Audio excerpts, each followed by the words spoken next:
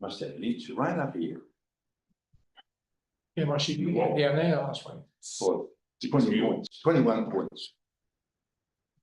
4 mils. I was a remnant yesterday. Yeah, mid-day rain. Yeah, 16 and 4. Sometimes other West I say it's 78. Yeah. Mils and the other. We're on Western Platte. Yeah. All right. This is my job. I go. You to speak, but it's me. Right. Western Main Drive. Looks like. Luke won't be coming in Funny, for this. No. No, busy. he is. Yeah. But the rest of you, thank you very much. Budget workshop 4, I believe, is what I've written on the board there, but sure it is. So what have we done so far? We have spoken about buckets of money. What does the capital budget look like? What's our projects look like? What does operations look like? What does everything look like? We've spoken at length about it. So now we've taken all of these buckets and we've put it into a rough draft budget for you. And that's what we're here to talk about today.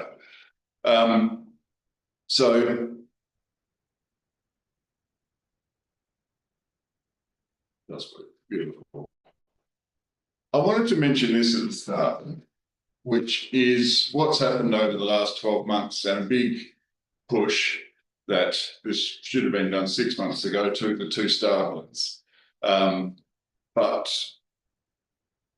a big push has been, let's do a budget. Sure, we have to do one every year, but let's finally do one with the correct information. And you can see all of the information we've had, except for the plant one from 23-24, we've completed this year. We've also done strategic management plan and financial sustainability strategy. So we really have no excuse that what goes into the budget is where we want to go collectively, and using the correct information. So unfortunately, the buildings I've still got.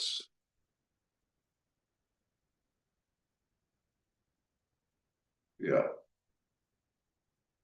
Yeah. Right. Yeah. Yeah, I won't. It's all recorded, isn't it? Yeah. Buildings is coming. And then roads we've got later on today. So I think that's important. Just about all the strategic documents we've got together that are going to inform budgets from now on. While you're there, can I ask you about the plant asset management plan B? That's the only one that hasn't been done. It has gone through us for a rubber stamp, I reckon, a couple of times. And each time we said, well, until we can review it properly and we know what the hell we're talking about. But we certainly want to review that to make sure that we've got life changeovers, we've got, with bending, we've got, proper machinery and plant lighting in there. Yeah, we've got to like that look at that too. I don't know if I was away the ones that had that, but I don't remember doing that one. Because that covers the rubbish truck and all that, doesn't it? All plant equipment. So vehicle replacement, Yes. your graders, everything. Yeah, it's the one. Yeah, so the top one needed to be done before the bottom one. Yeah. No, I understand. But you're right, they need to be done sort of every 4 years anyway, so it's due to come up. And we won't go out for anything stupid like we've done these last couple that have left us hanging. We will we'll develop that in-house and that's internal for you. Yeah, we'll be able to do that now. Because historically the plant equipment was $500,000 a year, whereas I noticed when I read them today it was 300 and something thousand. So there's obviously things have changed. The base document is still the base document. So yeah, it's just a bit out of date. Yeah. Right. So I'm going to start with what's included. What's in this budget? So just sort of a little bit of rehashing what I'm talking about, but it's important to do it. So let's start with unsealed roads and what that looks like and what we've got in the budget, how much it's going to cost for the projects for next financial year. So this is all coming from, Ben, jump in whenever you want, mate, but this is all coming from the condition assessment that we have had done as per, what did we say, November? Yes, when it was obviously, yes. Yeah. So Ben's taken the information from that, and I've got the actual little bit of the results for the condition assessment coming up, but I just wanted to refloat this again, what we've got in. I'm screaming you, Ben, so if you want to actually talk So, yeah, instead of listening to me. We've talked about the budget side of things. So this is a skinny reshoot again. So it's putting 75 or 100 mil based on our roads to build the condition rating up. So it's based on our current unit rates, which we worked out. So it includes labour, plant, rubble and haulage. When you break it down, we've got a tendency for seal roads within Pinaroo as part of our seal road program. This has a bit of a dependency on Perillas and township roads and stuff in there. Whilst they're not quite true, they're only small elements, but whilst we mobilise equipment, we say let's go into all the town roads within Perilla and have a quick look at them. They're very small dollar amounts, but it's bang for buck while we're there. We try to spread it across based on condition, based on area, with a rough percentage in various zones for political reasons as well. So yeah, we've aligned it with some of the defects that have come out of the Nitro road asset management plan. There's also the 10 metre resheeting program as well. So there is some money sitting there. So TBC, the third line from the left hand side, that's how to do those condition 5 roads back to 4. If we bring that in with next year's patrol rating program going out of summer, we can then look at trying to improve those roads going in patrol rating and get a better result. Yeah, looking at trying to do 42 kilometres of road this year. We've spent about $2 million. There's some adjusted figures in the budget report coming up. But about $2 million on road so far, so we can deliver a $2 million program with our current resources with a 3-person crew with the plant we've got. So yeah, doing a skinny resheet, what I've got there, there's from any reason why I can't deliver that program in amongst the other works we're doing for scarifying, for reshaping some of our clay roads as well. So, is there any questions there? Is there anything that you've heard on the grapevine in your calls? Is there anything that needs to be added in there?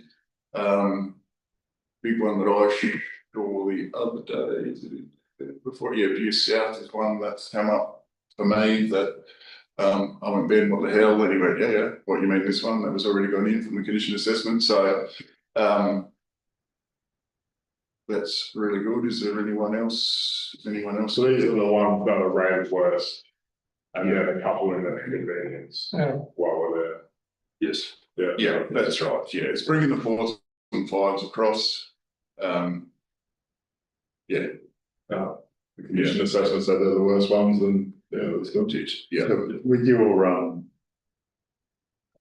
asset management plan that comes up later, you got 2.85, and that's 2.574. So I think there's something coming up with the other 300,000 or 200 maybe. 2.84. Yep, that'll be Yes. So Which is what your 10-year long-term plan is. Yeah. And next year, this budget is 2. Just over 1.85. yeah. That's so it's still down on that's right. yeah. I have a question on No, it's 3.8. There's still none. 2.8. 2.8. Okay. what picture of Hayward Road is that? Is that done from Hughes through to Allenby Road, or is it? Yes. Because we discussed that once before, because there's a route that if it gets bad, you don't have to use that section line. But I don't know whether, I know we discussed it once before, we said we should shut the road. That's that little corner place. Yeah. It gets muddy in the corner there. We can't do it all the time, but if it's bad, we just go up down the road a bit and cut across, you see, so.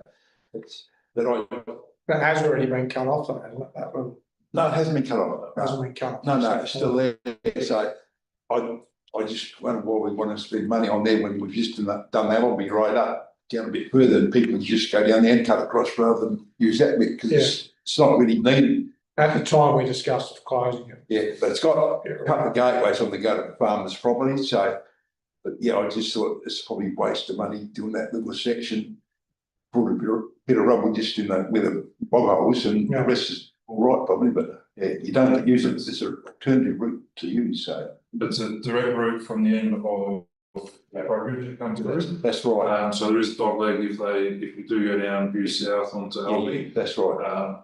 So I guess the road there, we're spending some money trying to get it usable, because it is pretty ordinary during wet weather, it's big clay, etc. Yeah. We put it in there, I guess that finalises the east-west connection along Allenby and through that area of New South, Yeah. that little triangle. Yeah. So it's trying to then say that road network is done, we've done Beatles Road as well, so from J Buck, come all the way through to Allenby. Right through to Lamaree, yeah. Yep. Yeah, I can understand that, but I just thought, it's just one of those roads that was probably, it's been there all the time.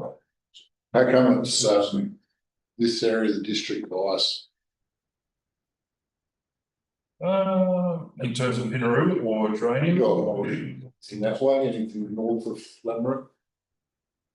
There is roads that are east of this area, so you've got a lot of stuff around Perilla. So you've got Garra Road, so Garra Road is 3.1 kilometres. You've got 10.5 when you look at draining north and Paraky North. Yeah, you got views, Haywood, Allenby, etc., Dorrimal, around there, Ibis Road as well, school bus route. You then got Border Road towards the other side, yeah, etc. plus the stuff in that. Like I said, when you look at the Seal Road stuff, we've got Main Street at Pinaroo, this year in this year's budget, plus we've got the other roads. We've already got, so from a public perspective, you're going to be doing Swallow Road, Hawthorne Road, Claybank East Road, potentially in the end of this financial year, the next financial year. So there is that, there will be work going in the Pinaroo area. So that's why we sort of try to split it across different areas. So I picked up in that thing here, sorry, I was wrong, but Unsealed Road was 2.05, 2.1 next year, 2.05 for a new budget forecast. Yes. Yeah, 500,000 more. Yep. Was different. Well, yeah, I mean, in here you're saying one figure and up there you're saying a different one. Yeah, in there, I think it also says that this should be the base figure that's used, is what we should be looking at. We do it As a base figure. Some come above and some come below. Right. But also, this is full cost attribution as well. So wasn't Hughes North Road, wasn't that in our last discussion, or that's in the next financial year? Hughes North was done 2 years ago. View South is heading down Yeah. from missing a bit from Sheila down, but then picking up halfway down to Elm. Yeah, I had complaints about that last year, but I never said that. So when you're doing the section from Wall Road, it was 1.5 k's or something, you said mentioned from Wall Road North. Yep, so that's Malpata. Yeah, so that's Yep, on so the next. that's in this year's program, so there's money now, That's this year's, yeah. this year's program. Still what happens. So we've still got, Wilport North, there's some kilometres in there. We've got Malpata North, or Malpata around Wall Road. Yopara they are on now at the moment. And then we head across to do Clayburn East, Silo, Hawthorne to finish our program off, the extended work. So some of that was extended work in the additional $700,000-800,000. Yeah. So, yep. Gonna get that done in the next month. Hand on heart, no. Yeah. So, but I want to be able to do some scarifying, do some other works in the wet season. So, yeah. Also, we're trying to get rubble out of Murray Mill. So that's not quite ready. We've been pushing the supply for a long time now, because of the way the permits are on the other side of the border. So potentially, if we were to do it, we have to pull rubble from J-Buck, which we were thinking about doing for Clayburn East because Murray wasn't ready. But now we're saying that if they can get mobile material happening, then we can start pull that material out and really get some best bang for buck. So at the moment it's costing us a percentage on top for fuel coming out of or fuel in. So yeah. All right. Yeah. Now, the road reseal is an interesting one. You'll notice that there's some blank squares there. I haven't put budgeted figures in, I haven't put kilometres in, but I have put a total in.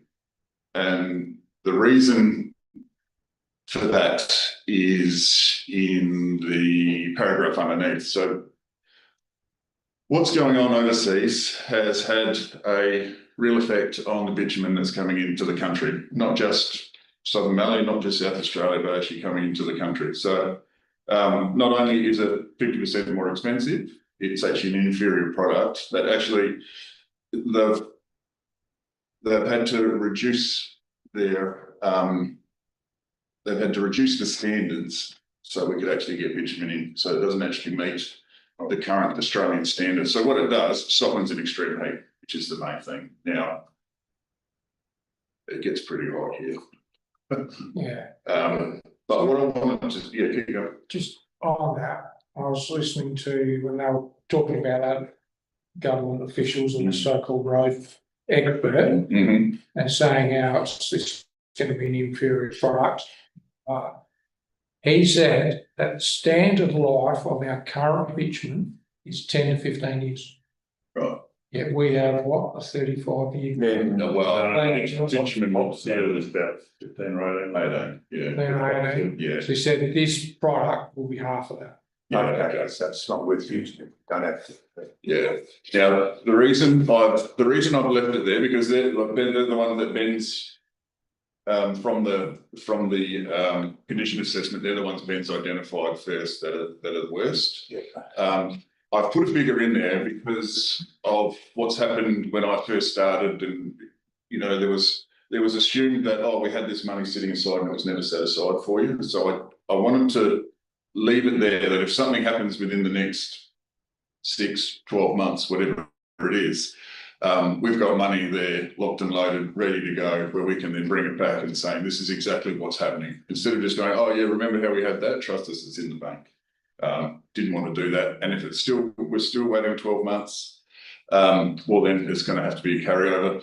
Only issue we've got is we don't really want to push it too long because we don't really want to be degrading roads too far. But if we can build up cash and we can build up our carryover for our bitumen works, it means we can do when it comes time to pulling the trigger to do it, we can do it for $1.5 million and really just go bang and do it. Enterprise Road's one of the worst ones, isn't it?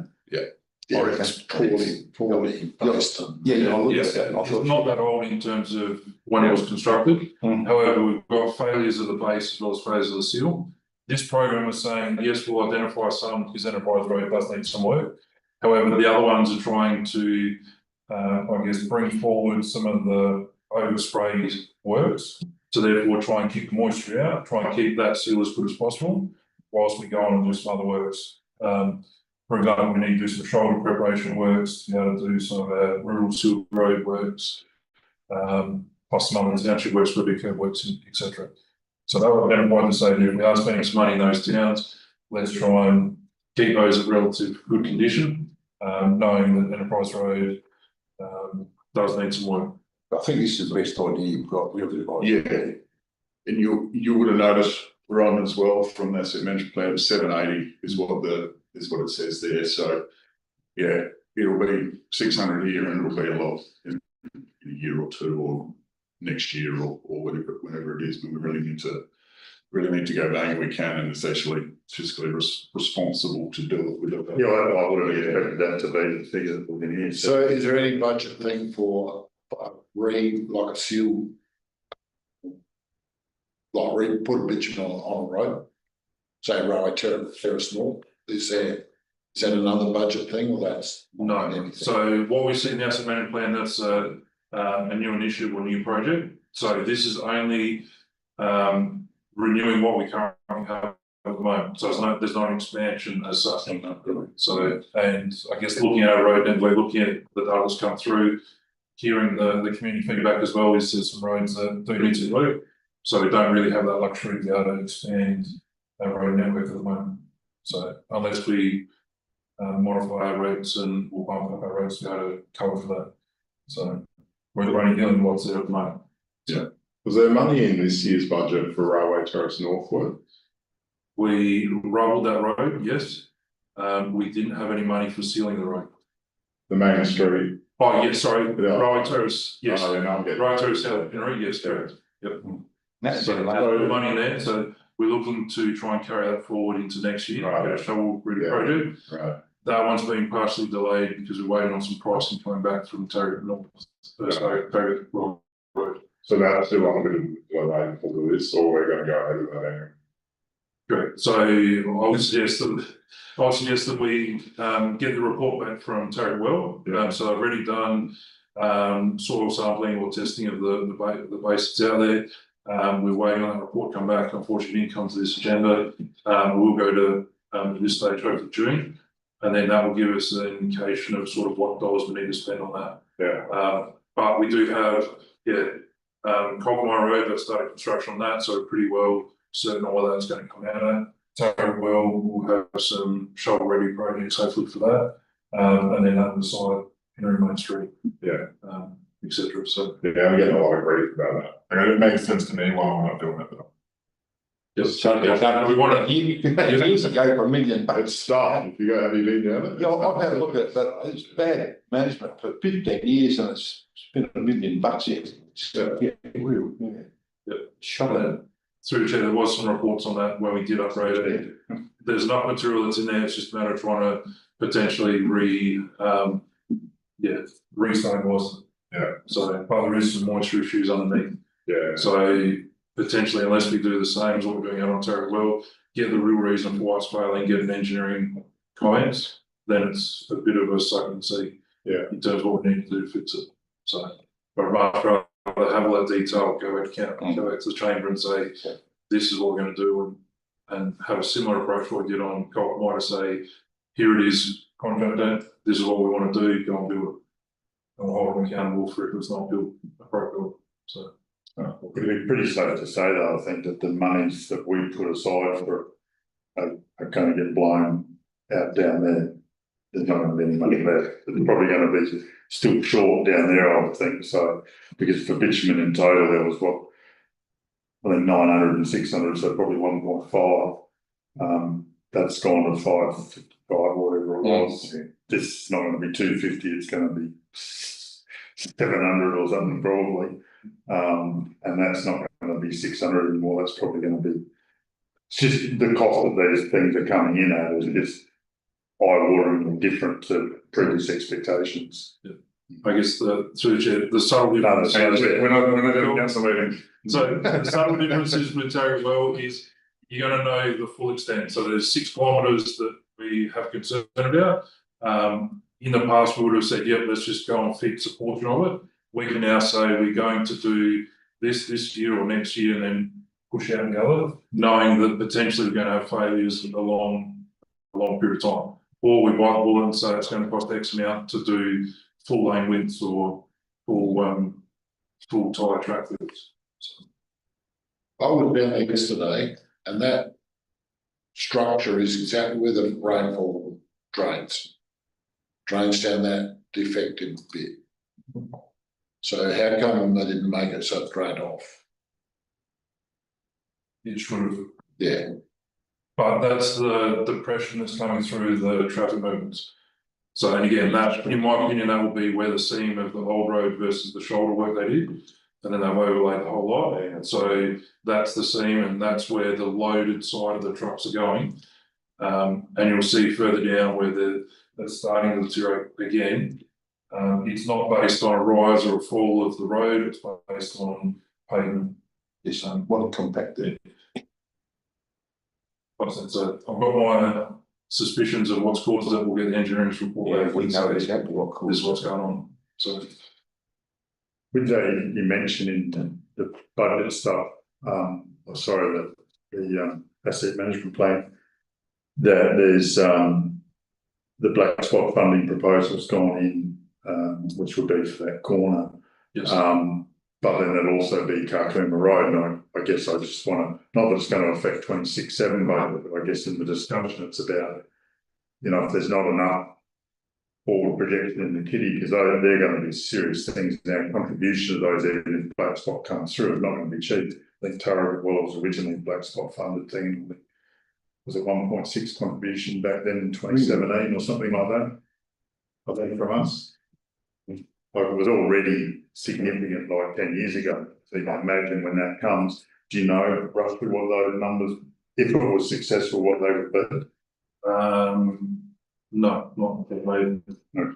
But Carcooma, we thought about that, probably $8 to $10 million worth to reconstruct, which is about 14k, 13.5 k's. Yeah.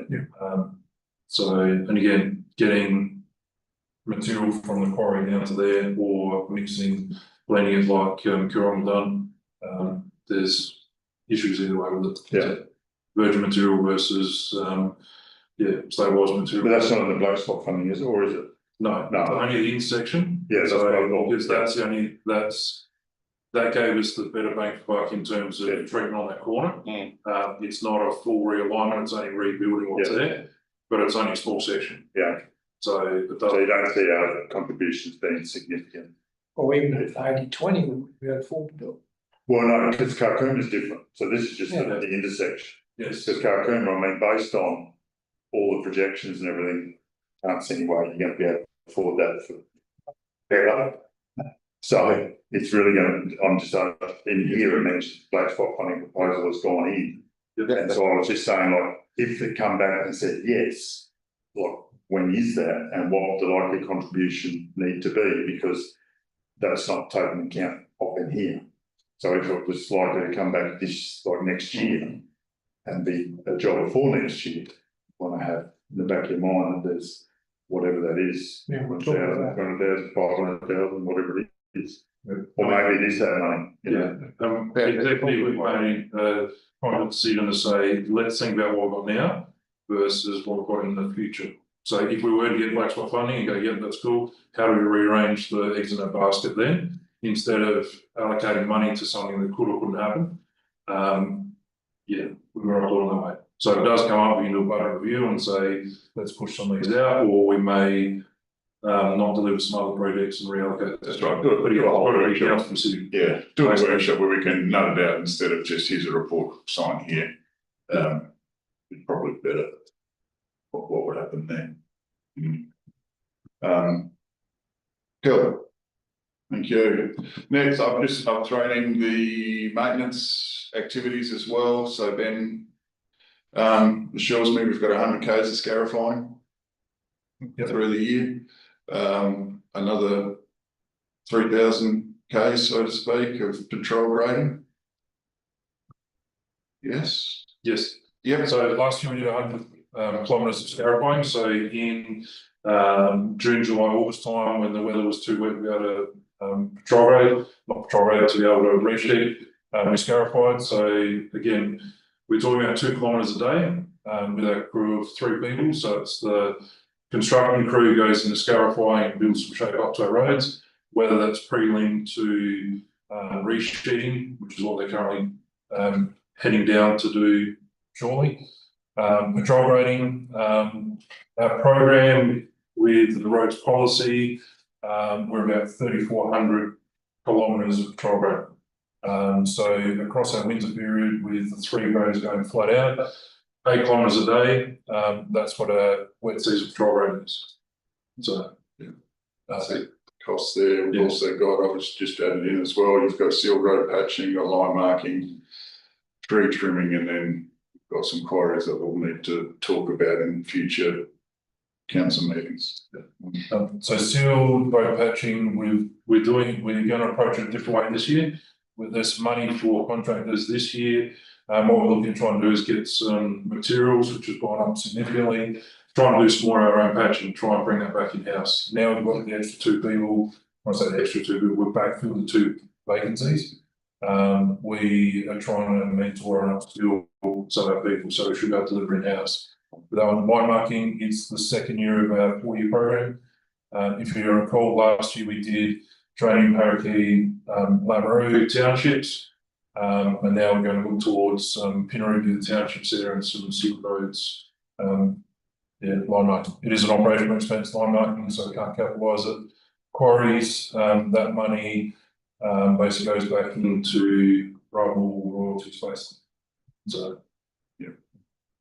This year's grading was allocated about 900,000, but it's, I think, year to date 600,000. Yeah. So, did it go back up again, or? No, I've got some good and bad news for you. We've asked the finance team to look at climate recoveries and overhead recoveries. So we've adjusted those figures. Unfortunately, I missed it to get into this agenda, but they are now looking closer to the budget. If you do recall, we had previously we're a little bit higher than that. We brought our fuel budget from 280 back to 230, so there's a $50,000 savings removal budget, and we're still under budget at this point in time. So yeah. So for clarification, does that mean this budget is wrong currently? No, it's not 600,000. Tony's putting his update. So catch up. In my update figures are incorrect. Still be under budget, but it won't be as much under as what you. That's right. Yes. My report is underestimated. Yeah. To actuals. Yeah. But it's not going to go over budget in 3 months. So that's right. So yeah. Be pretty good plant recovery account there, isn't we? He's doing a good job. Plant recoverables are fuel, insurance, and depreciation on our plant, just for clarification. So I want to just throw in, I wanted to put in the condition assessment that we had done, and this is the pavement condition index against the evaluation of the road there. So you can see where we sit for unsealed roads here. We've got not much in 3. We've got about 12 million in 4, and then about 1 million of worth of roads, so much in 5. 4s and 5s, no good. So what you've seen so far is to rectify that, isn't it, Ben? It's taking the 4s. It's also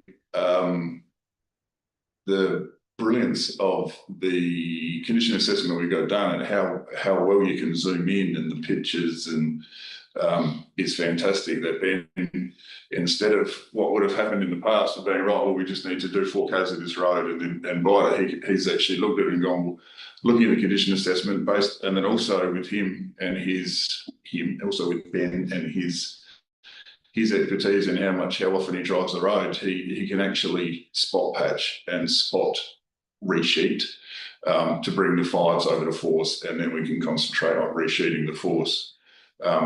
Am I talking smack there, Ben, or is that about bang on? So this, You're about bang on. yeah. So if you visualise, condition 5 is about 64 k's of 10 metre resheet. So in some of that, we're saying we should be able to take a truck out and do some minor patching. That's what that money was unallocated in the program this year. So that's going to bring them. In theory, we can then update that small section, so it might be a clay section or a pretty ordinary shape. We can then do that. That will go across from a 5 back to a 4, which will hopefully reduce some comments. There's other roads in there like Clayton East, Clayton West, that is 4s into 5, so it's not. We know it's right on that tipping point of a pretty ordinary road. So being able to resheet that and concentrate doing that, it's a triple-edged sort of sword. If you look at it in simpler terms, if our roads last 35 years or if they last 25 years, if we use the example of 25 years, each of those cells is 5 years worth of work. So, for example, condition 5, that would normally be 5 years worth of resheeting works. So we can see that there will be in 10 to 15 years, there may be a bit of a back off in terms of some of that resheeting, etc. So again, the roads that are consuming or being consumed up pretty well by overuse or excessive wear, our twos might jump into threes, etc. So that kind of symbolises where we sort of sit is there may be a gap in if we keep doing what we're doing, the next 10 years we still need to do the work we're currently doing. In the future, we might be able to back off a little bit, maybe able to do some other clay roads or some other priorities, some new roads, for example. But that's indicative of what we're saying. But majority of them have enough rubble on them. In terms of the community feedback, etc., if there's enough rubble on them, we can reshape them, we can scarify, build some better shape to it, patrol grade what we've got. So that kind of symbolises that, if that makes sense. And then looking at the next one is the sealed road surface at the top and the pavement down the bottom. So this sort of goes a little bit to answer sort of about your question a little bit before, Ron, is we want to spend more now to make sure the 4s and 5s don't get any worse. With the sealed being no 5s, a little bit of 4, more 3 for the surface there. So that's sort of a little bit why we've spent extra on the unsealed and got the sealed road at 600 at the moment. Did they used to make bitumen roads different to what they do now? Like, the Drainage South Road, the first one, that's been down for 40 years, or 50 years, and nothing's been done to it ever. Had a reef tape once, I think. And now the rest of it, you know, Chariot Well, for example, that's just without a foundation. But was there a difference in bitumen back in the day? Yes. So what we talked about before, so normally we use C170, which is a very tacky tar or bitumen. They used to run a cutter over it, which is kerosene, to be able to make it workable, and like heat the product up significantly, put it on our roads, etc. And it used to go off, for a better word. Now they're starting to bring in some other materials. So the one they're talking about is now a C220, 240, which cooks at a dip or makes it malleable at a different temperature.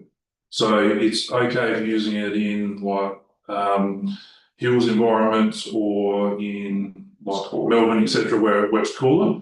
However, we have cooler temperatures, but then we have a maximum 45-degree temperature as well, which on the road it's probably more like 55 to 60 degrees. So it means that you do have more tackiness in that. So benefit for going for the 240 material is you can use it at a lower temperature. So it means you can work it so there's less OHS matters and you can work it under certain conditions. In the old days, it was you heat the product right up and then you let the volatiles basically evaporate off. The stone sticks to it, it's fine. Now they're saying that under lower temperatures, it will stay live and stickier more often. A couple of years ago, when you look at the Hay Highway, that had extreme temperatures over 2-3 weeks, and it basically melted the road and basically plucked it up. If you get the cars and trucks that aren't rolling on the stone, if they're going through the bitumen, they'll basically just rip it up. Yeah. So yeah, that's a technical reason for it. So yes, so in the old days, The old way, or? yes, no, because they're going away from using that.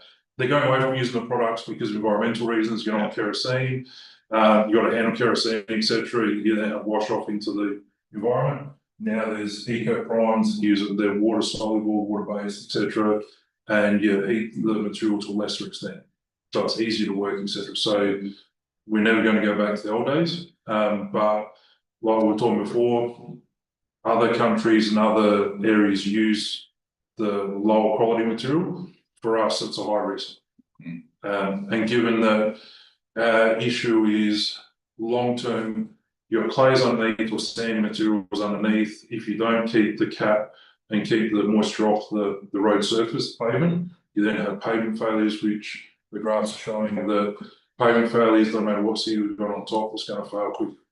And instead of $10 or $12 a spray seal, you're talking $40, $50 to rebuild your road per square metre, so it's 4 or 5 times the price. Yeah.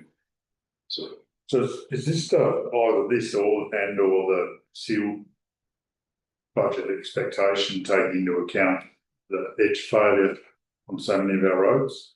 I mean, I was up Billy again yesterday. I mean, obviously, I know you talked about that as a project, but I mean, that would blow everything out of the water because all your money would go to that. And I didn't pass anybody. No road trains? No beach route. Still no beach. Still no beach route. Not even. But the reality is the edge breaking up on it is significant. But it is going out in Nunnery South here as well. I mean, that road's been down a long time. Yeah. It's not perfect, but it stands up to the traffic. But when the edge breaks away, that's when it starts to accelerate the failure. So where does that come into in this, and where does it come into in the sealed budgeting? Because you're talking about reseals, but not edges. Yeah. So in terms of rebuilding the shoulders is a road pavement scenario. So in these figures here, we allow 1 metre or 2 metres extra of roads from road seal to road pavement. So it picks that up. Townships doesn't, because you've got a curb that holds it.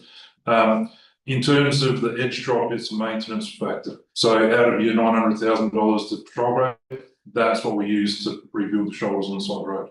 So The bitumen road, not the bitumen. yes, correct. Because it's a pavement construction or pavement maintenance is within a rural maintenance budget. So that is So one of those roads that we're talking about, whether, I mean, you can see, I mean, the edge creeping, some of it probably is 300 mil, if not more. And the bitumen's just all broken away. So, I mean, if we don't stop that, that's going to just keep breaking away. Correct. Part of that is even different. You can see the underside with the white line on it, and it's actually the top one on top that's coming away, that's sitting on top of it. So they would both be ones where you go, that's in your repair budget, because wouldn't that blow your repair budget, trying to fix a kilometre of that? But again, if we look at our maintenance programs and what we get, talking shop, what we get for our 900,000 for rural roads is our patrolling crew, being able to patch roads, etc. So making sure that we get rid of the vegetation, so draining north, draining south road's got vegetation on, you can't just patrol road. Same as what we did down here on Yabara. So being able to patrol grade those shoulders back in, so you don't have the edge drop. By not doing it, you then get the step. So therefore now you've got a step, you have to then go back and reconstruct it. Reconstructing it comes to a capital. So being able to keep that before it gets to so long is part of the maintenance regime. So the seal road maintenance, what we have now is glorified cold mix patching, which is bitumen in a bucket piling in a bag, and a little bit of space for maintenance. So we need to be able to try and do the maintenance in a better, more efficient way, so then we don't get the edge drops. Yeah. But Yabara, Lannery South, Colquhoun, Hilliard Road, Prilla Well Road, they're all exactly the same. We need to get So back is that into that in maintain. Is that in your program to maintain those edges, whichever method, to stop that? Because that's all the question I'm asking, I guess, is does that appear in the program, the money? Because it seems to me like a really expensive thing to do, regardless. And I don't recall, I've never passed a grader going up Billiard Road, bringing the, rebuilding the edge up to the bitumen. So I'm assuming that doesn't happen currently. I would suggest it hasn't happened for Decades. maybe 10 years. Yeah, it used to happen before. Yeah, and what Department of Transport have done between here and the rail crossing in Prilla, basically, they've brought shoulder material, or in Pinaroo, they've brought that shoulder material up in preparation for when they do reseals. So potentially the last time they would have been done may have been when they resealed the road. So yes, so that's why we're not dropping down that 900,000, because we need to expand what we do. We've got our Scarifier, we've got our patrol grade, and we need to bring back shoulder maintenance as well. Yeah. If we don't, we then start to have shoulder rebuilding construction, which the last estimate back on Colquhoun Road was very expensive. Yeah. So they're what Loxton have done on their path, skin. Yeah, but that's done a full rebuild, that was co-funded through through special local roads. Yeah. But that's what Ben brought here before was, you know, we can potentially sign up to that at $1.5 million times by 3. And whatever our percentage, I think that was our percentage, wasn't it? Yes. But that would be everything that we're doing. And realistically, I don't know whether the future James want to put everything into that, or whether that's one thing, but then how do we deal with the size? Because where you're doing the first series of that road rebuild doesn't mean you actually get rid of that edge problem anyway. That's still there. So it's, yeah, I guess I just want to be clear whether it's in that 900,000. I wouldn't imagine you're being able to fund too much of that. Correct. At So this stage. the unit rates for the spray seal is the spray seal to go to the width of what the road is designed to do. Yeah. Being able to maintain that and make sure there's less drop off is what we need to be working.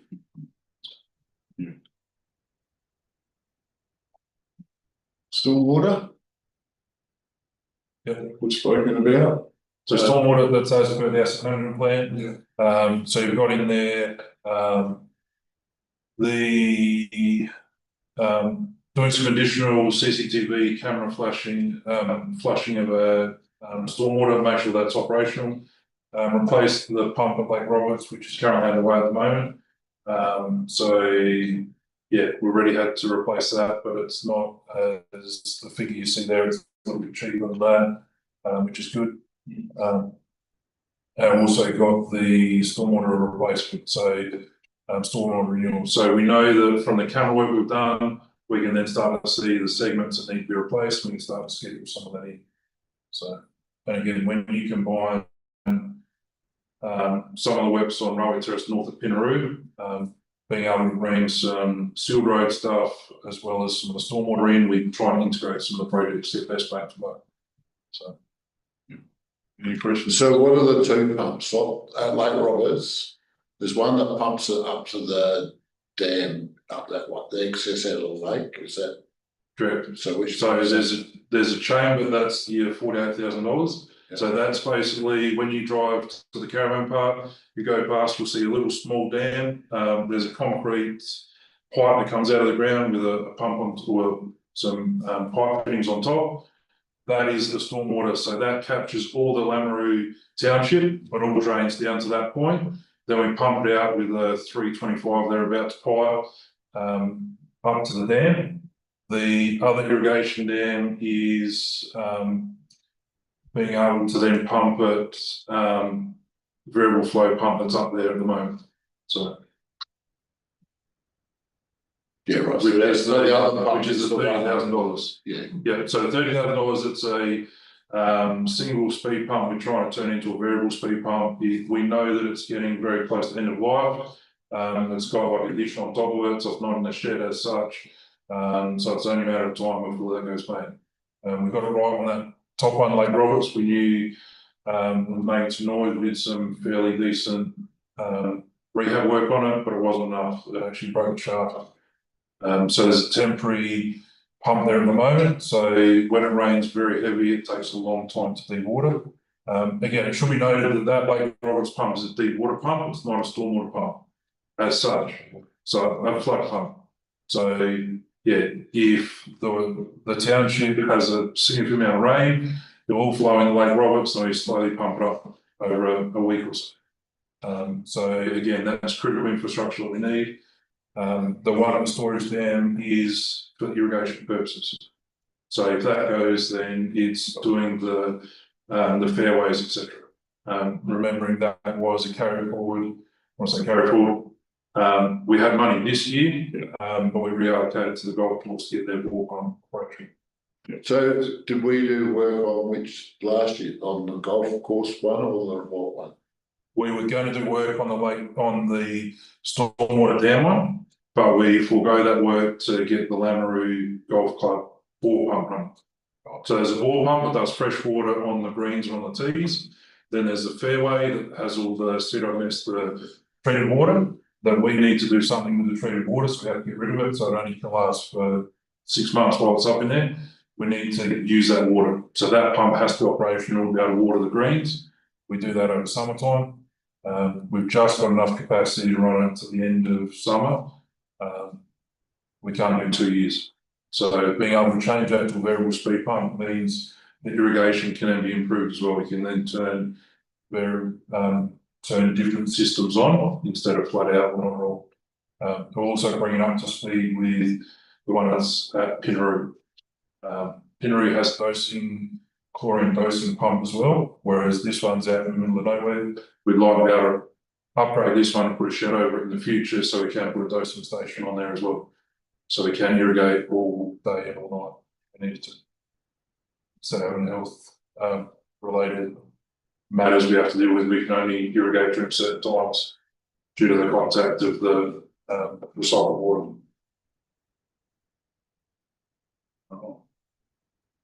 Good. CWMS. Yeah, so CWMS, we approved the CWMS asset management plan. This is the rolling program to look at our replacement pump stations and control systems. So our current project at the moment, we're doing station 1 just down the road.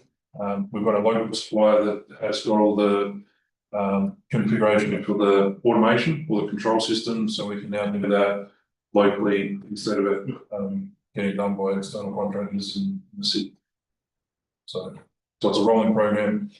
You know, where we do replace CWMS pumps, we do the controller as well. Yeah. So, yeah. Any questions? So if that's self-funding, how come it's in that budget? Yeah, because there's an income figure as well.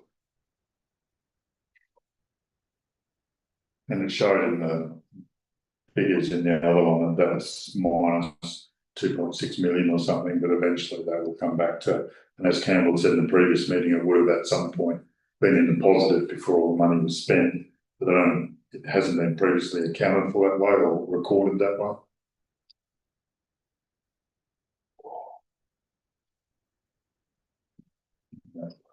Yeah, whatever accountable. Plant we've got in, so plant is, yeah, that's right.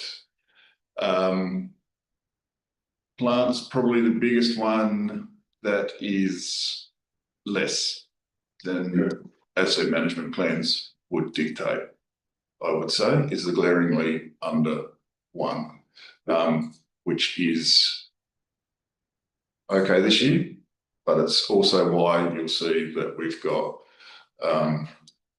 cash left over and why we need to keep the cash left over for when in the next couple of years when we need to start investing in plant again.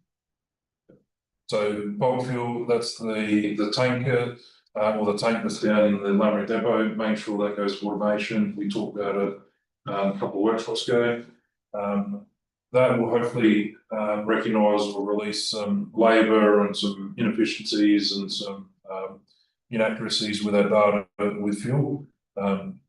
If you can picture, like I said before, $280,000 for fuel, we've dropped that back to $230 this financial year. That 50 grand is for putting more effort into systemising our fuel, so we can manage it more effectively. The mower on the trailer, we know we've done some significant work to one of the mowers. This is the other one, so we don't want to spend that money. We want to be able to renew the mower. Also look at the trailer setup so that it can be mobile and go everywhere. Custom built trailers similar to the Metro Councils. Right, this trailer up and runs the mower out, except instead of driving down the road. Yeah. And light vehicles, so they are on a 5-year, $100,000 changeover. So $100,000, yes, yeah. Not 100, yes, Yeah. So there's 4 renewals that have come up for that. There's also a passenger vehicle that's replaced, coming up for renewal as well, plus the IT stuff. Yeah. The IT renewal, so you've got it coming up in the council meeting, but there is 105 or something like that, $108,000 for implementation, plus 78,000 for licensing, plus the extra $20,000 there is there for movement to the cloud. Most of that wouldn't be capital. Uh, That's not capital. The licensing wouldn't be. The only thing capital will be the equipment.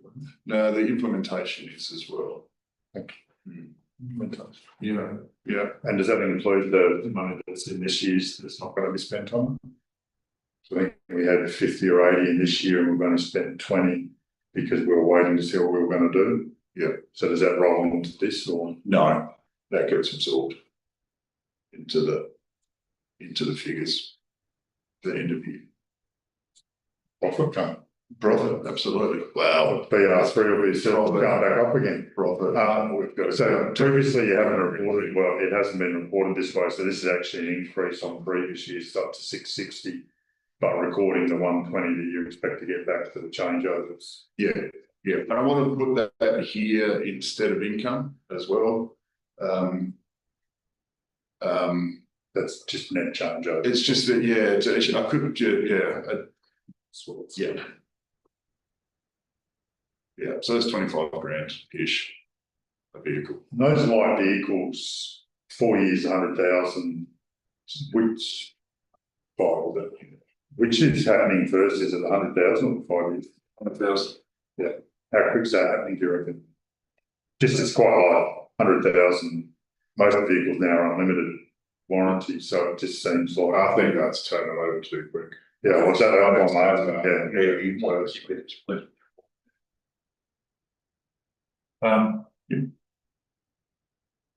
I would suggest, my personal opinion is, if you can sell under 100,000, you're going to get good retail value. If you keep it for a long time, then you then have to start to pay for more maintenance, etc. Yeah. At the moment, we've already done some tyres on vehicles, etc., due to the weight they're carrying or due to the conditions they're driving in. Some of patrol branding utes, for example, that would be on a 5-year turnover because they're not doing the kilometres because it's only a transport vehicle of fuel and everything else. Whereas the vehicles that are going out all the time, that are doing passing gardens or swimming pools, etc., versus inspections and other vehicles like that, or they're related to a salary package scenario as well. So there's an offset of community use as part of that. So I think the ones related to salary packages, that's a different issue, but plain simple commercial vehicles, I mean, that's because ours aren't driving through paddocks. I mean, yes, they're getting dirt roads, but it just seems, unless we are maximising that changeover, which I doubt because it's trading, so we're not getting retail value out of them. We're getting the worst possible value. Yeah. So it just seems, it feels quick. I mean, that's my background as automotive, and it just feels very quick, and that we are probably not getting maximum value. But it'd be nice to. I love having you guys work and you have nice cars. It's really good to get good quality staff and stuff in, but I feel that is, well, 3 of those vehicles there are related to salary package. right. 2 of those vehicles, one is a supervised vehicle that's up to 115,000, 110,000 at the moment, so he's done the case. The other one is the 4-drive that's in the fleet. It's making sure that goes to the service vehicle, the mechanic, which will be called out for 4-drive use and other bits and pieces. So again, that's we didn't have a vehicle when he first. We had that vehicle when he first rocked up. It's now building a custom vehicle for him for the next 5-10 years. To go right now, you can go pull someone out. You can carry all the tools you need to because he's the one that's going out to fix up equipment.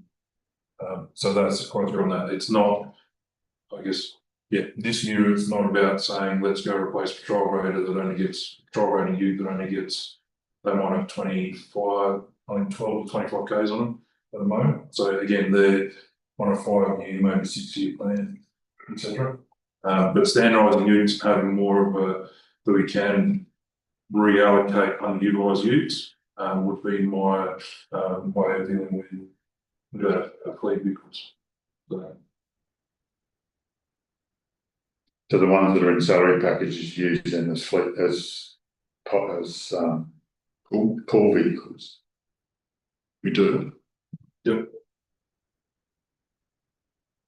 Well, regardless of I that, know, people don't tend to give up their private use so they company vehicle. yeah, but they're the ones that get the kilometres on them because of the salary package that they've got. Yeah.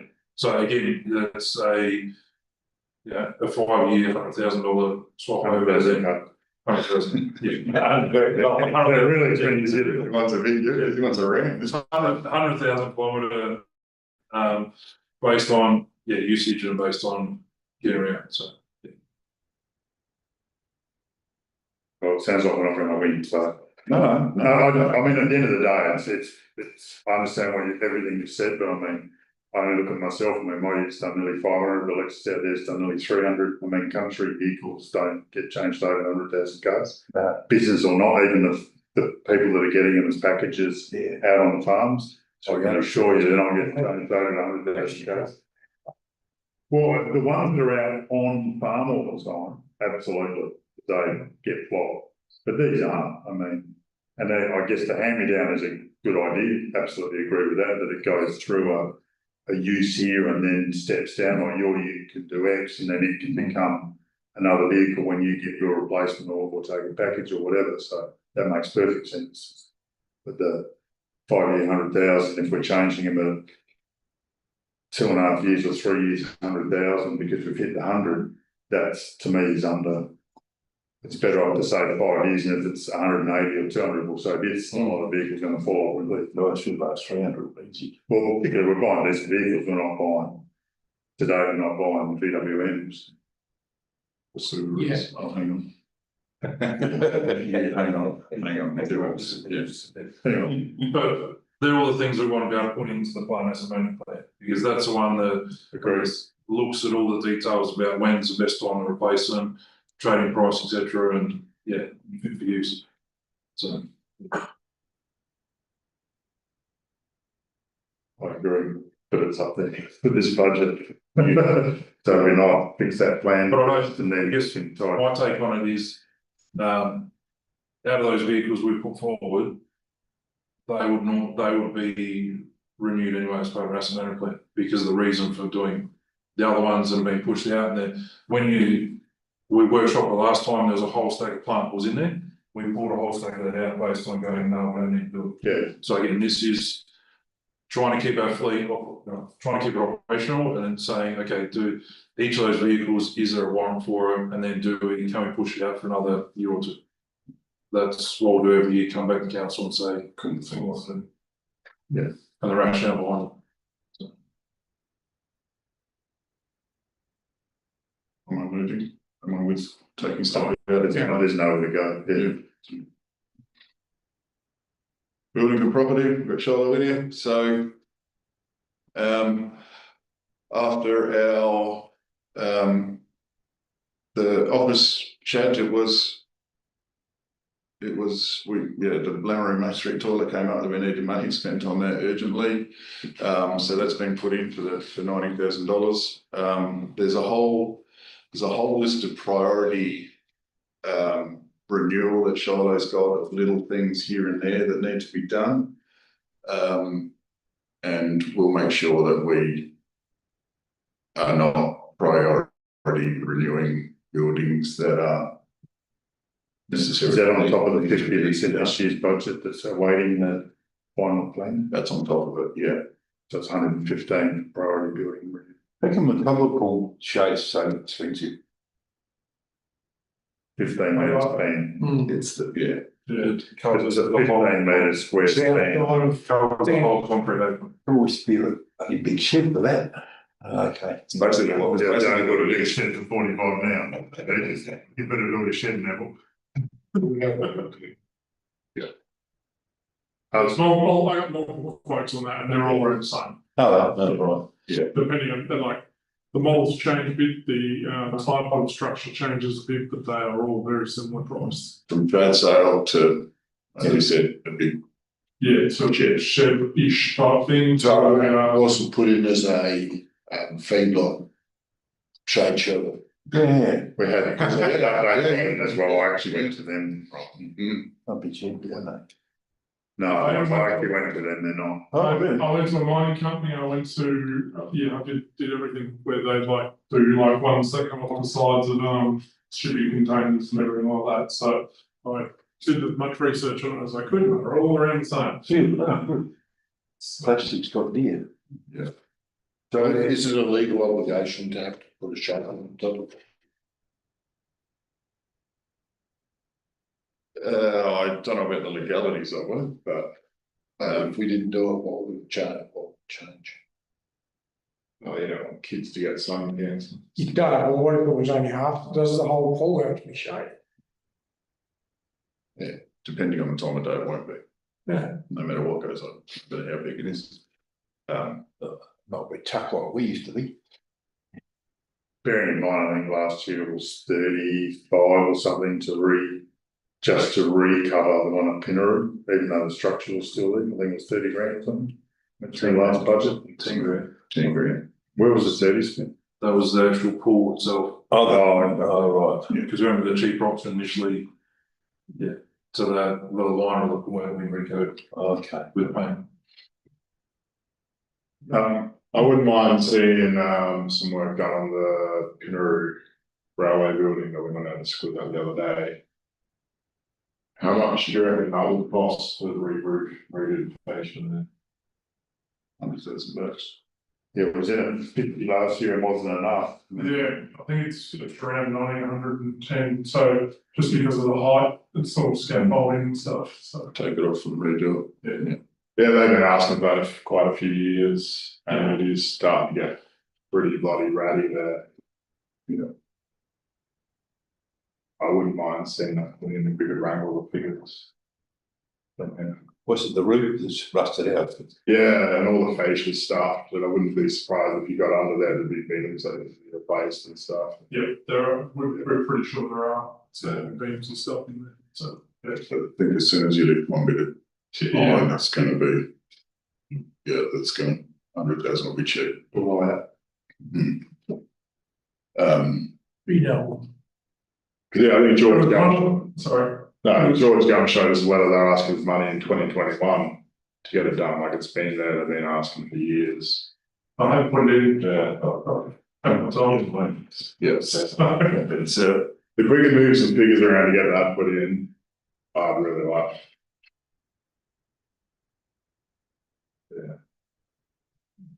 When are we getting the building stuff back?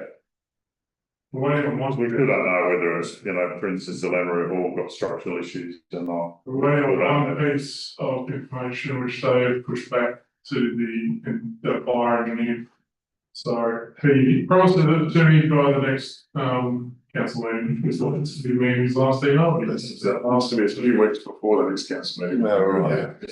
So we can discuss it. I've got questions that I need answers to and other things that he's already given us to, so which I've asked him to clarify, send it to him. So, Well, man, we're not going to be making a decision on this today, so I think let's put a pin in that. somebody We'll like get that. this feedback to know what the hell is going on. Something like that, they're pretty resourceful, like you can nearly give them a set amount and then they go on. Who's that, sorry, the historical society, like, and then they probably figure out a way to do it or whatever. If you gave them a decent budget. But if we can wrangle something to get that in there, that's what I would like to see.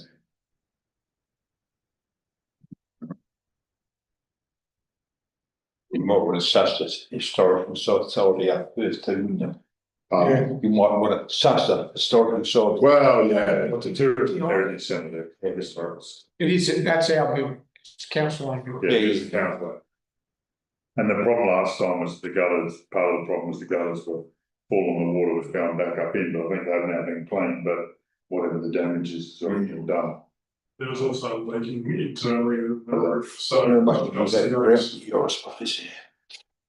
Because we need to know what that report says, I mean, are there things in there that are rain It's negative? going to be worth it enough or It not. might be 3 sheets with a rust hole in it and the rest of it might be all right.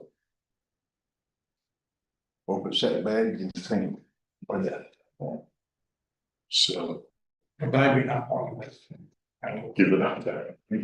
well, the giving is the interesting, the interesting one, you hope it. That I'd like to explore with them, I went to the meeting the other day. The whole lot. Where they say, well, it's going to take, they climb up. There's not heritage. I don't believe that anyone's actually climbed that. Lanaroo and districts like Historical Society, Tourist and Heritage Centre, and neither shall the magnets make. And Realistically, the the assessment we were asking to do, probably should have 250,000 budget. Yeah. So that they could do all that sort of stuff. It would be interesting that, you know, when we've talked before, and I think Cam was mentioning about shovel-ready projects and grants, they're the sorts of things. This is the one, yeah, that's right. That is exactly the sort of thing, but you won't get them for renewal, so what you need to do is have the Tourist and Heritage Centre come up with an upgrade of whatever that building's gonna do, and then try and tap into, because that's the sort of thing that the governments go batshit about, is trying to do those things. And that way, hopefully it can cost the ratepayer less to deliver, potentially more. We are actively looking at grants, around stuff. Yeah, there's that one for the Tourist Heritage Centre, because they're open to things that we're not. Yeah, And that's what gifting the building is a really positive idea, because when it's owned by the community and not by the council, it opens up a whole another raft of grants. yeah, no, but if we see something that they can apply for, we are pushing it out for people to tell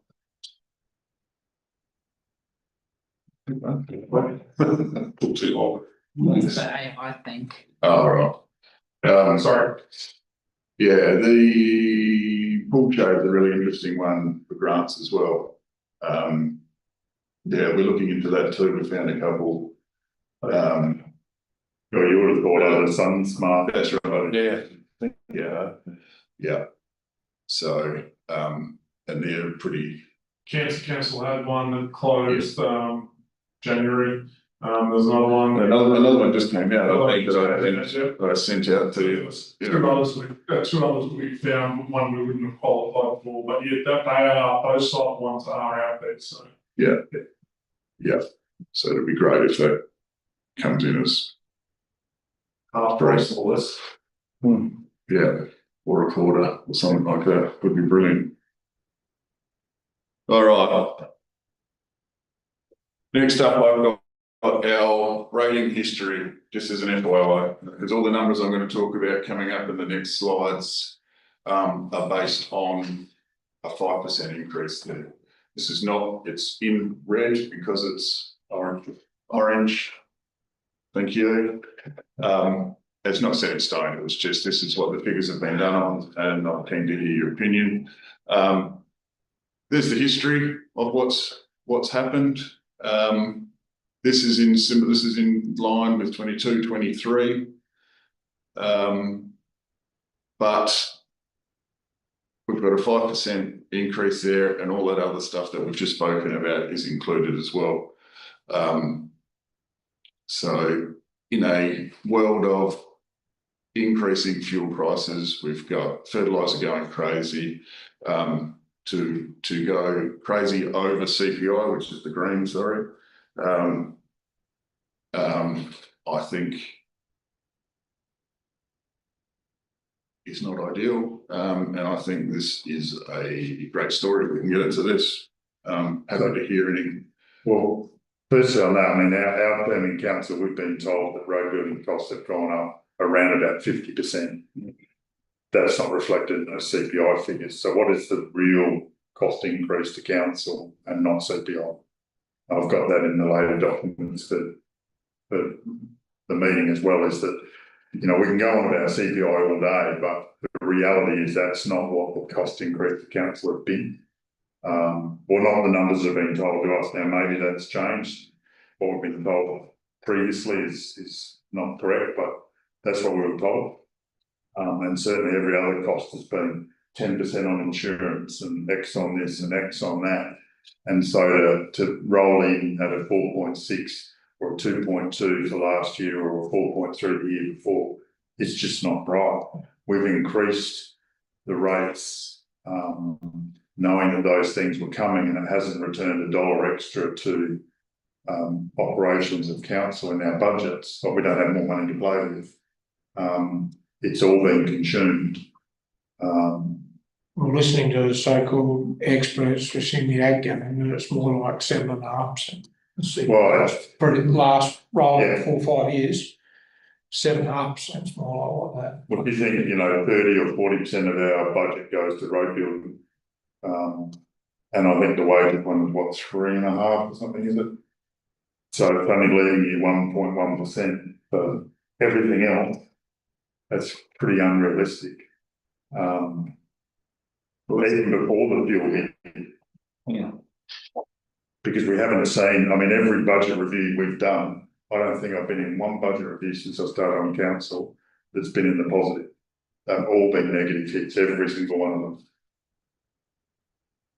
So I don't, and I guess, we haven't got to the end yet about where that's it there, so what the cash position's gonna be, or whether this 550 that's currently in a asset account, whether that's gonna suddenly be cash, I'm not sure. Now, if we're doing all this increased road building, what we were doing 3 years ago, and all delivering the same services we were last year with a 5% increase, I think that's pretty good. It's great. If you'll stand by those figures, that's amazing. Yeah, It is pretty good. Yeah. might do it. Because that is a big increase in road building. And yeah, there are a lot higher costs. So if the figures are right, that's a great job. Yeah, but it's how, where's it coming from? So we've already had this discussion, Yeah, yeah. Jason's going to explain it to us tonight, so. Well, yeah, well, It doesn't make any sense. If our rates go up by 5%, we're going up by $250,000. And we're spending 300,000 more, and yet we're delivering all that extra. So the floor's yours to show me how. yeah, well, there's income, there's like one. CEO and work. Yeah. No, but that means, if that's the case, though, but let's get serious. If that's the case, then what happened this year? Why is it our surplus gone down next to nothing? If we were able to deliver all these extra services over what this year was, because we took everything, including extra grant money, and spent it on roads the previous couple of years. So We've had chunky stuff to fix up, that cost us a fair bit, like Cockermore Road and other. no, but we've spent it. Yeah. We haven't come back, we haven't increased our cash position, so if we can deliver all this additional spending, I'm keen to see how. Six, So bottom below the line, it is, so, which makes no sense, so let's see. yeah, but Before you get into that, in terms of a rubble haulage and a rubble cost supply, that contract is based on CPI. So it's based on March CPI, so we review that. So we're into our 3rd year now contract. So in terms of aligning it to what our council budget is, that contract, which is, I'm going to say 75% of our cost of resheeting is rolled up in that contract. So again, a lot of the cash going out is based on CPI for that. Plus it's fuel levy.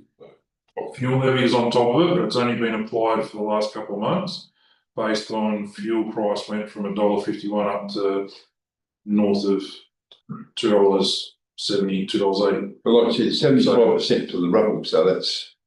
Yeah, so when you look at the $2 million, you're 75% of our budget goes to cash. Yeah. And it goes to we're on the contract for that. Mm. The only rise and fall on that is CPI, which is, we review that yearly, and it's based on March CPI. So we're talking, the 2.4% increase this year and a 3.8% the year before on our current rates. So you are the once-off hit by the rates, then you add your CPI to it, which is what we're doing. The variation to that is we didn't believe there was a war going to come in this contract. There was, we've adjusted it based on CPI, based on fuel levy for those 2 months. So that's dropped off now, fuel. Fuel levy has dropped back. We're in the middle of reviewing for the 4th time. So it was applied, it went higher, it come down, and we will hopefully review it back down again. So. And that'll continue to go up and down. Yeah. Whatever they do. You just know how it's going on the farm when you buy it. So what was said to us was that a cost per kilometre of road, I think when I come in was something like 50 grand. It's now like 70 grand or whatever it is. So is that real or is that, what's that?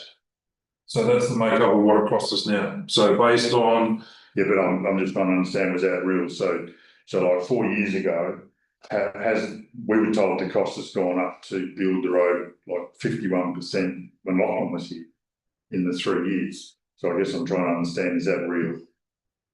Has the cost to council to build a kilometre of road gone up 50-ish% in those 3 or 4 years, which is our term? I would say yes, because we've used different methodologies to calculate.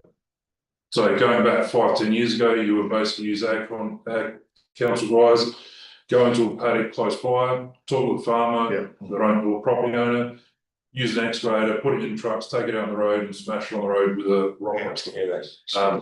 We then, 3 years ago, we then entered a contract, or the variations as part of that. 3 years ago, we entered a contract with a local supplier to crush and haul.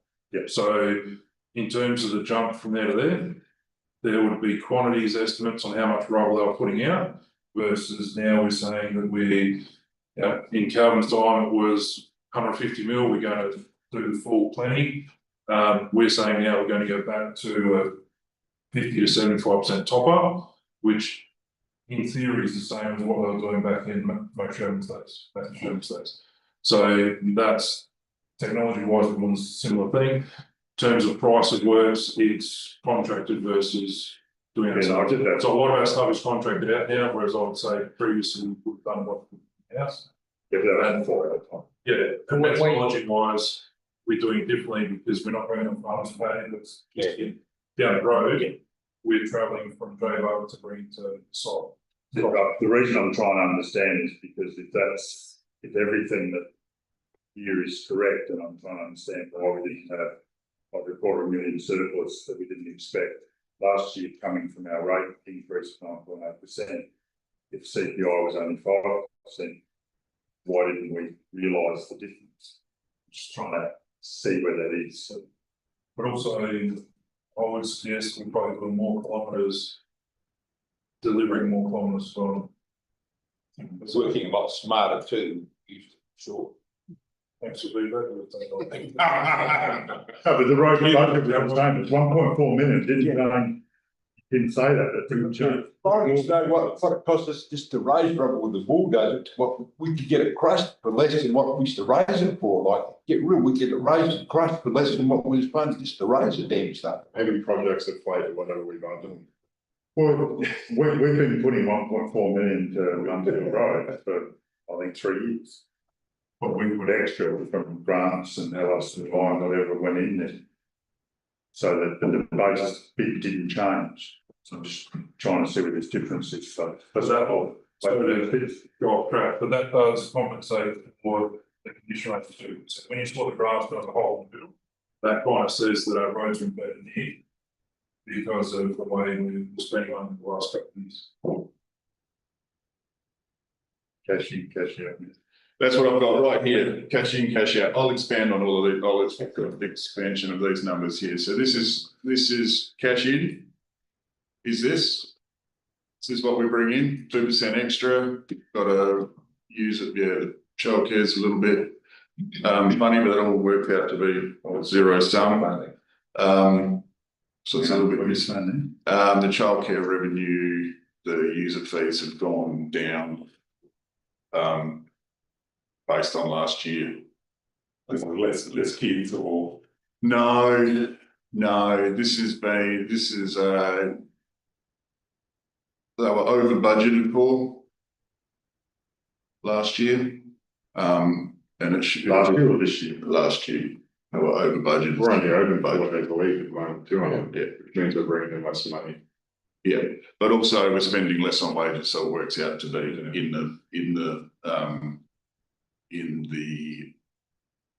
it works out to in the expenses side of it works out the same as well. So the actual fees have gone down, fees of childcare have gone down, or? No, we're still charging, we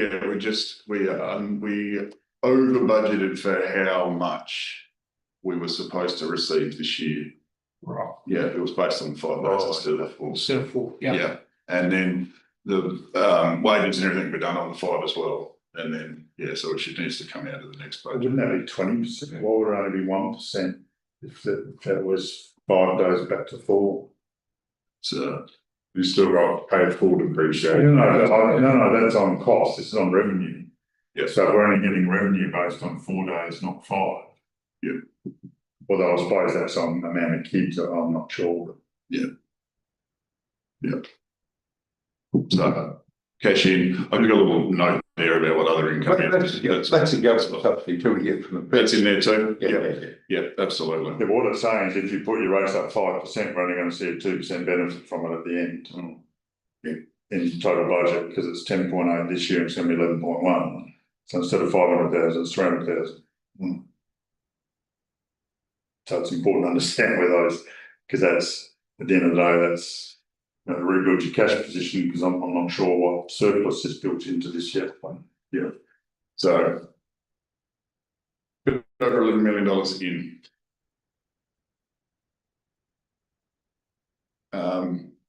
10,600,000 out.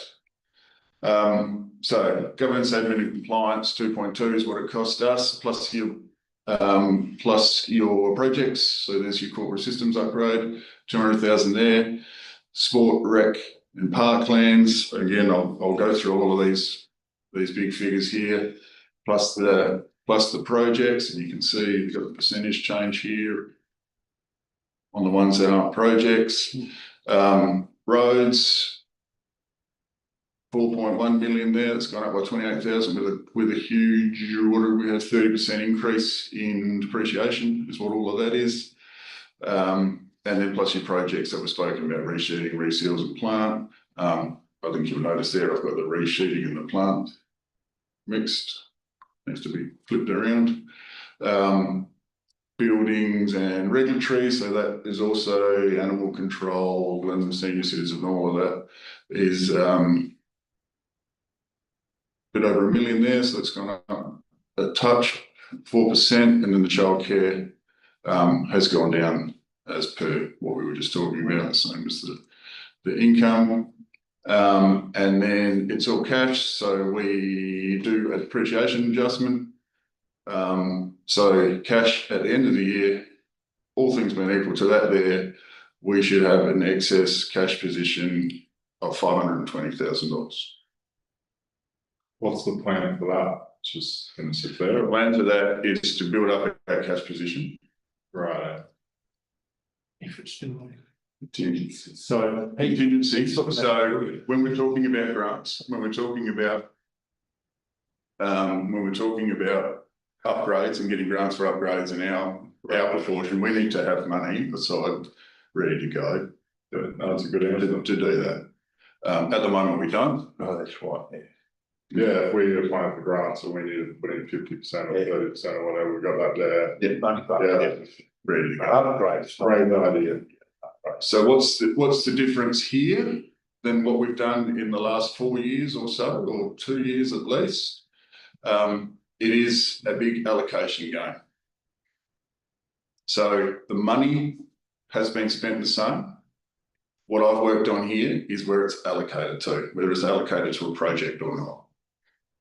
The outcome of that is it increases it's all roads, let's look at that. It's going to increase the unit rate of the road, of building a road. And it's all built into the projects and everything we've got there. We're still doing. so that project line, that's the 600 you've got aside for. Yeah, that should be resheet. That should be resealed. Yeah. Yeah, and I've got all of those mixed up. You can see resheeting should be 2.5. So about the plant's 240 and then reseal at 600.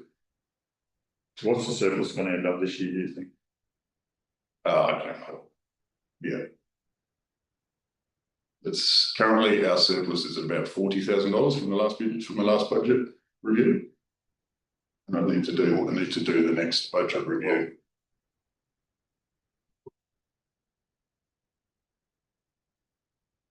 So our budget this year was 10.8.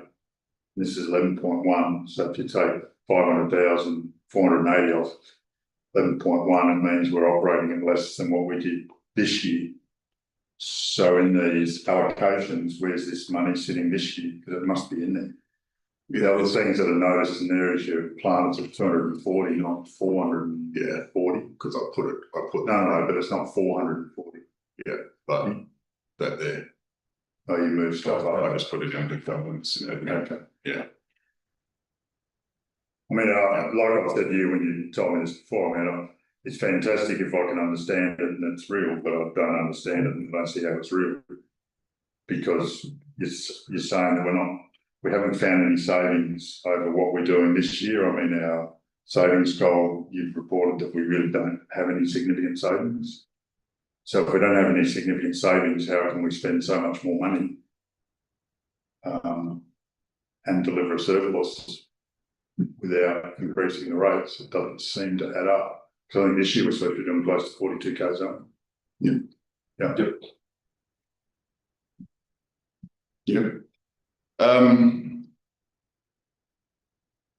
So how do I explain it? So our depreciation has gone up by $1.1 million. So what that does is that gives you an extra 1.1 million to spend on capital, right, on your projects. So I've called them projects in here to sort of get away from above the line and below the line, right? So if we can fund depreciation, we've got an extra 1.1 million to be able to spend on our projects. Now, what's happened in the past is what we have spent on our projects has been coming out of the non-project budget, right? So the money hasn't changed. So there's not money sitting aside. I haven't hidden anything. We've done anything silly. What we've done is we've allocated to the project as it always should be. So it actually reflects reality now. But if it wasn't reflecting reality before, where was it? Well, because the cash is the same, right? The difference is the operational surplus, and I'll show you what the actual operational surplus is. So it's really that depreciation adjustment is the difference, isn't it? And you're allocating that to capital. Yeah. Or maybe not even that. No, it has to be allocated to capital, yeah. But if you, so the question is, if you weren't allocating it to capital before, and you were still collecting the money, where was it going? where was it going? Where does it sit? Well, it probably was, Because it was going to capital. Well, yeah, but the money, because you're only getting so much, like you're getting money in, you're spending money. So you either, in business, if your budget's 10 million, you either spend 10 million, 10.5 or 9.5, that was in deficit surplus. Yeah, and that's what we're doing here. So that depreciation figure there, is that the whole council budget, 4 million? Yeah. Or is it just the? All of our assets. Everything. Buildings, all of our assets. You put them in the next slide, like we saw the next slide. Yeah. And that's 1.5 million more than it was. 1.1 million more than it was last year. That's what it goes, and it's not, you're not funding it. It's budget's only gone up 500,000 rates. I get what Ron's saying, like, we're doing everything we did last year and the year before, but more, and we're not increasing our budget. We don't need more money. We don't need more money, but are we just a lot more efficient this year, or what's? It's a little bit of that. Yeah. There is. Yeah, there's a little bit of that, but it is more to do with it's a lot more to do with allocation, what actually happens between projects and between running the business. That's good. It's Yeah, good. I mean, it is, I get what I think it is. From the last budget, where was it lots of little allocations or was it big allocations in the There's probably the difference with the last budget. What are we probably talking? $300,000, $400,000, $500,000 that was in operation that should have been in projects, that should have been in road reshooting. But it's not like at the end of the year. No, that's why I brought up cash. But that's- Surplus. I brought up cash because it's the cash. What we spent, the cash in and the cash out, is no different at all. So what you put in depreciation makes no difference then. That's, anyway, I've already organised, I'm gonna get someone to explain it to me. Review, well, it doesn't make any sense. If you're in business and you, like I said, you literally have $10.8 million to spend, so my question is, did you spend all that money last year, or is there some money sitting somewhere in whatever operating or capital accounts or wherever the hell it is it sitting there or not? And if the answer is no, there's not, you expended every dollar that you were given, then it really doesn't matter how you allocate it. This year we can't find a surprise thing. My concern is there something in this above and below the line cockamamie that will mean in years to come, all of a sudden people are going to find a hit that was unexpected because it's sitting somewhere else. That's all my concern is. Because you either finish in a deficit, a surplus, or a break even. So I'll give you the example. Coorong Council this year, the acting CEO, acting mayor, put in his piece that they've passed put forward a 5.6 or 6.35 or something % rate increase, but with a $665,000 deficit. Now they're going to have to borrow money to pay that deficit. You can't roll a deficit over. Did they say that though? No. Yeah, so maybe they're not. So, yeah, so this is getting this to balance is what you paid me for. This is. I'm not questioning what you're doing. I'm questioning what's happened before. If this is right, Yeah. that says to me that that was wrong before. Yeah. And I want to know where it was wrong. Was the depreciation withdrawal? No, well, no, it wasn't. So where's that minus $4 million gone? Yeah. Where is it?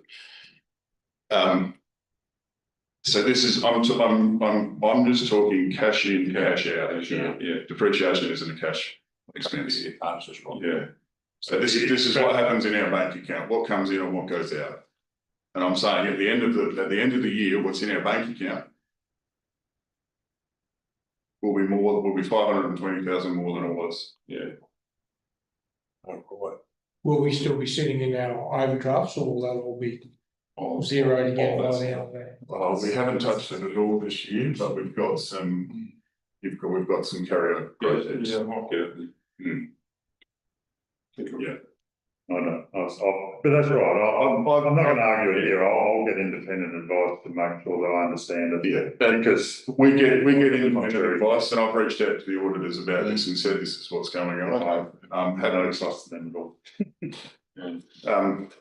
Yeah, sure. If this trust you've got this right, Jason, is what's happened before. Yeah, to me, both things can't be right. Before. So if this is right, and I hope it is, all right. But this is to coin a phrase that I've heard in this room before, funny money. Because all of my experience is in literal profit and loss. Like this money came in, you spent it here, and you ended up with money, or you didn't. Yeah. And if you didn't, and I'm interested to hear what Joseph says about, well, hang on, did they say they were going to fund the deficit? Because if you don't, then you've got to roll it into next year. And that's where it gets into this funny money stuff, because cash in, cash out, you've got to fund the deficit. So you either take it in your overdraft, and that's where we've ended up in this space as well. So if you look at these finance figures here, this meeting, it shows there's $550,000 sitting in a savings account. And so my question tonight can be, well, where did that come from and what's it for? Because it wasn't there before. And so there's lots of things that go in and out and shifties, and even some of the stuff that Ben did before with, allocating machinery and people's allocations. And if you remember, we had some wild changes in figures. $300,000 went up and down and around and about. And I got it in my head, I got to make sense of that, because it's not funny money, it's real money. And so if this is real, fantastic, but that means the previous years cannot have been real. So let's talk surplus, right? And not.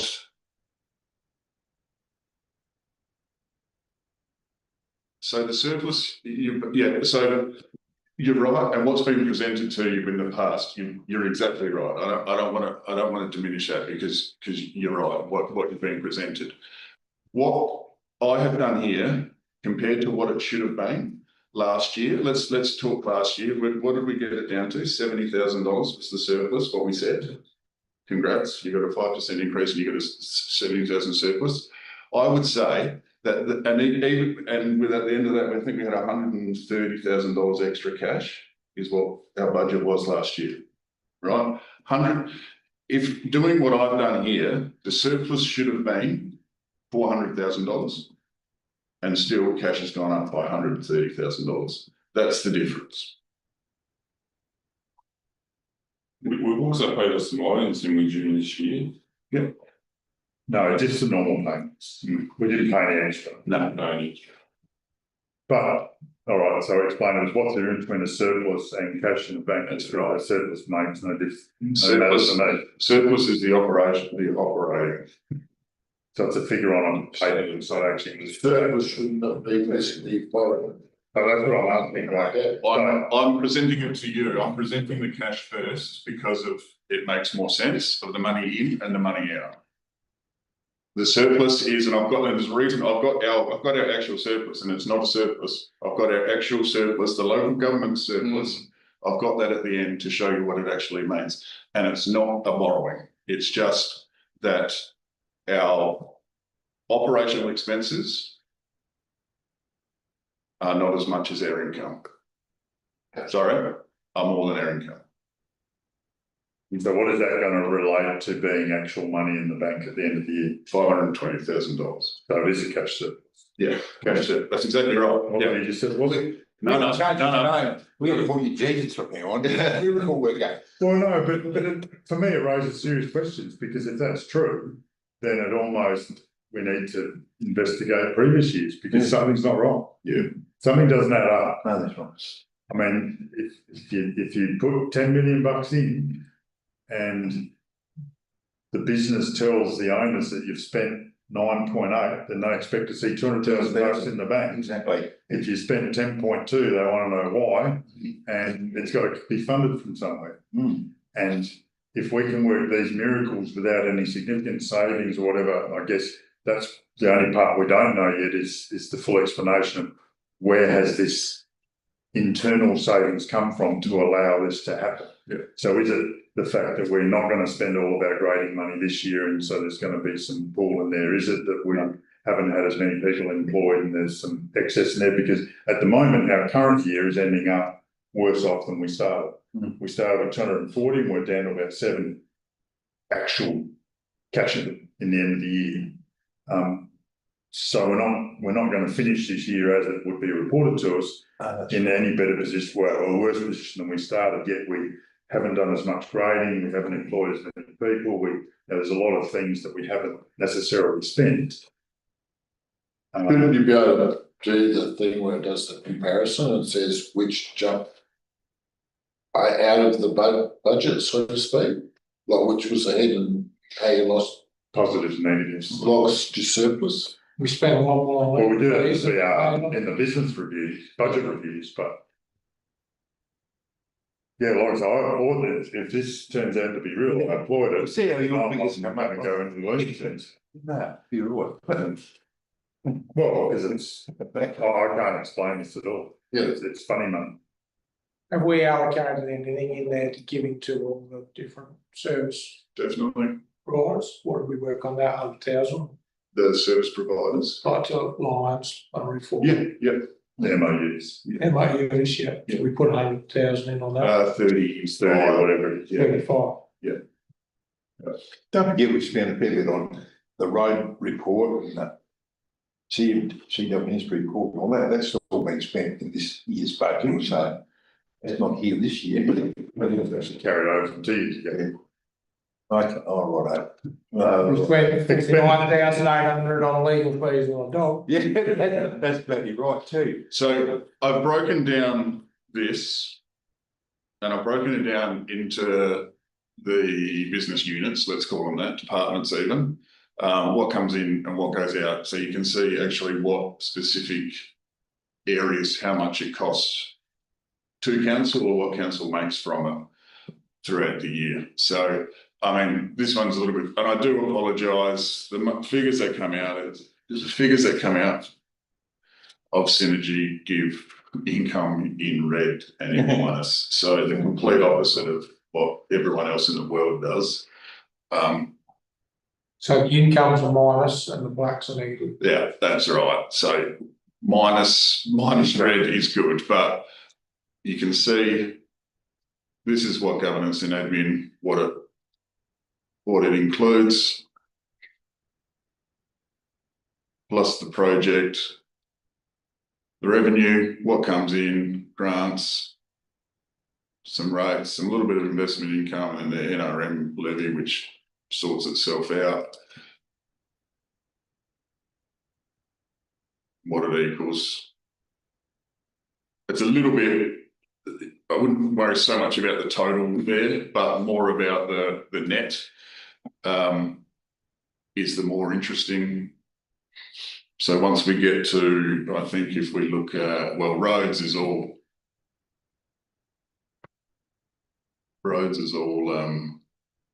out. We do have roads grants, which is included in the road. Is this taking into account the increase in federal funding, part of the 5-year increase year on year? Yeah, so it's what we've been. So roads recovery will be up this year on what it was last year. Yeah, that's right. So how does elected members go up 19%? Because of how much is it? 19, 30, or what is the election cost? Well, the supplementary one was 30. Yeah, I think it's The original one was I think there's an extra 40 grand up. Oh, once you take in training for new members and for the election. Supplementary election process. Yeah. Cool, I thought I was going to get a pay increase. You've got to do 19% more work. I think I'm just saying pay increases are directly related to productivity. That's it. We're getting cut. Where are you working? For myself. Although we know it's not true.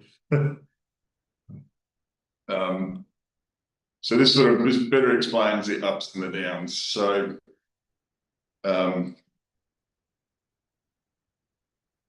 yeah. And you put that, but that's I only had this before that. And the Paraffee stuff there. I thought, where the hell will you spend that money in Paraffee? That's personal government. That's two ends. Cemetery. Mm-hmm. So this is governance, got roads, and the next one's passing on. Okay. It's got program. Give me one second.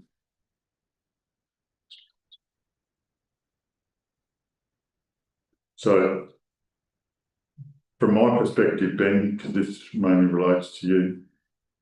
So this budget, correct me if I'm wrong, but we're basically plus 700 or 600 and something in unsealed. So 2 million and 50, and we used to be 1.4, this budget was 1.4. We're plus 400 in sealed roads, gone from 200 to 600. This budget was 200, this proposed one is 600. And from what we're seeing there, we're going to be up 500,000 in cash surplus at the end compared to last year, 400 probably. So that's why my concern was always there, was that that's $1.5 million increase in those areas of spending with a $500,000 rate increase. And so my curiosity is, where's the other million? Because I consider that to be significant. That was a 10% saving we were looking to get out of the Financial Sustainability Committee. And if it's been found, fantastic, but I need to see where the $1 million is in real terms so that I can feel comfortable. Which one is it? Sorry. Well, so cash, this is proposing it would be basically, let's say $400,000 up in cash from last year or this year, 550 versus 130. $400,000 increase in seal, up from 200 to 600, and unsealed road spending up 700,000 from 1.4 to 2.050. So we're basically $1.5 million up in spending on roads and cash surplus at the end. Yeah. So for 1.5 up, We're going up 500,000 in rates, up and 500 in rates, so that's cool, so we're $1 million up. But for me, I just need to see clearly and understandably where the $1 million extra is that you can spend in the budget. In simply, I know you're saying it's in depreciation, it's up 1.5, depreciation is it's not bringing money in and it's not forcing where you spend it. So that's 1 million increase in spending on this year in those areas without us raising the budget 1 point. Well, we raised the budget 300,000. What's indirect expense allocation, internal plant hire? Mhm. 991, so what's internal plant hire, what's that? That's So where, that's your plant covers. That's the big So shift that we've. So at the moment, that's sitting about $1 million, $1,024,000 or thereabouts. Yeah. So again, with that, we've allocated a little bit more towards resheeting, which is actual. So resheeting's gone up. And then if you have a look at indirect costs of 614, so that's what it costs to run managers, directors' wages, supervisors' wages, and depot expense. And therefore that incorporates all your leave entitlements on top of your salaries, etc. So for every dollar outside we spend on road, footpaths, whatever, it comes back in indirect costs, we allocate across. That's our overheads. But you can see there resheeting, we had a budget of 2.2 million this year. That's gone up because of depreciation, so we're spending more on resheeting. So we're allocating wages out of direct expenses. So instead of allocating 10% of my time, coordinators' times, or supervisors' times to resheeting, we're allocating it. but the labour overhead Well, and the plant recoveries it's all in plant. It's all in depot expenses, but every time it's used, it's drawn down. for whatever other accounts, it's drawn down, and that's what the 600 minus 991 is. Yeah, it's drawn down. Well, yeah. So your depot expense up top 614 and your minus 614 balance each other out. That's right. But we're not road resheeting, we're not spending 2.5, we're spending 2.0. No, we're spending 2.5. I was ready to put a bigger program for it. Yeah. Port and Rec going to get 40 grand in for the. So the million payment, where's it coming from? Or where you show me that? I can't explain it without using operational and using capital. So it's all what you've spoken about there is capital, and that's below the line. So that's your projects I'm talking about, and the projects come from the amount of depreciation. So we've got an extra $1 million in depreciation, which is where We haven't got an extra $1 million in funding. No. The depreciation can be there as a line. But again, that's what gets me saying, well, if you've got an extra $1.5 million in depreciation this year, and that's what's allowing you to do all of this, we gave you pretty much the same amount of money this year to do the work. So I don't know, that's the part I don't understand. Because depreciation is just a number that says, a calculator that says you should spend this because we're not even taking into account that we're 20 years in the document coming up later, we're going to 5% renewal instead of 3% renewal, which is where we've been 35 years versus 20 years. So that's going to be moving forward in the 10-year plan. So you can go into operational above and below the line, that's fine, go into it, but it's understanding we're not giving you that money. So if you're spending that on roads this year, which you are, that's the addition. Where's it come from this year? That's not depreciation, because obviously you've spent it this year, you're saying. It's not excess.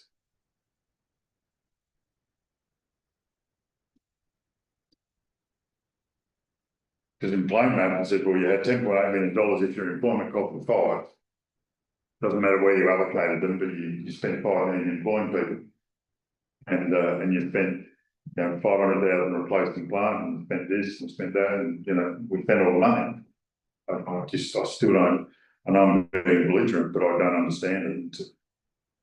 I'm happy to take that offline and get someone else to explain it to me to prove it right or wrong, but that's the bit I don't understand is where's that $1 million sitting? So if you were to have this up here and decide to split screen that to this year, where's the difference? Apart from the depreciation figure, what's that delivering? It's got to be somewhere. Difference is in, there'll be, Because mate, I'd be hanging a medal around your neck saying you found $1 million for the savings. Happy days, it's, wouldn't you? We got the rate tax. Well, I don't know that we have, because the way this all works, it can work in reverse too. You can have the depreciation come and hit you because you're moving things from operational capital and vice versa. Then down the track, it can go and bite you in the ass just as easily. Because is it real money or not? On that then next year, is that right? Maybe.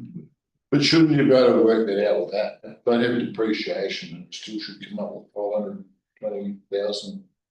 Yeah, well, that's right. If you literally said, like I said, that original thing, this, we're spending this in employment costs. Yeah. Remember when we first started, it was, matter of fact, the links in this document here, the long-term financial plan said we were spending 4 million in employment costs, and it was going to grow by basically $1 million over the 10 years, and we're going to end up at 5 point whatever. So of your 10 or 11.1 million, it'd be we're spending 5 million on our people, we're spending X amount on, you know, fuel and materials and whatever, because roads is just fuel, materials, as in crushed rubble and that, plant and equipment and people. That's it. I mean, there'll be some contractor fees and stuff. But when you break it down that way, which is the world I'm from, it's like, well, what does that all end up to? People are out of it, the people are already there in wages, that's it, total plan of wages. That's what the plant and equipment just costs us to run in fuel, oil, maintenance. That's what our road costs are, that's it. Because even, that's what that is. Yeah, the crossover. no, because you have to adjust it for depreciation, which is where it all gets, obviously, we pay our plant and equipment up front as an example, we don't borrow money for it, so once we've expended, we own it. So That's cash in, cash out right there. The reason I've had to adjust it, put a depreciation adjustment, otherwise I'd have to go through each line, and there's hundreds of depreciation lines I'd have to go and amend, so I've just done it in one because I know exactly how much it is. So again, I would just re-ask, where's the $1 million difference from this year to next year? What to spend $1 million more in roads without having to get it? It's coming somewhere, and it could be in those calculations that there's, you know, it could be in the change of the way you're accounting for labour and you're accounting for things. I believe that's absolutely where, but it's got to be somewhere that you can show us in a very simple way to say, well, this is what we did this year, this is what's changing for next year, and therefore that's how we ended up with being able to do it right without asking for more money. That's what this here is,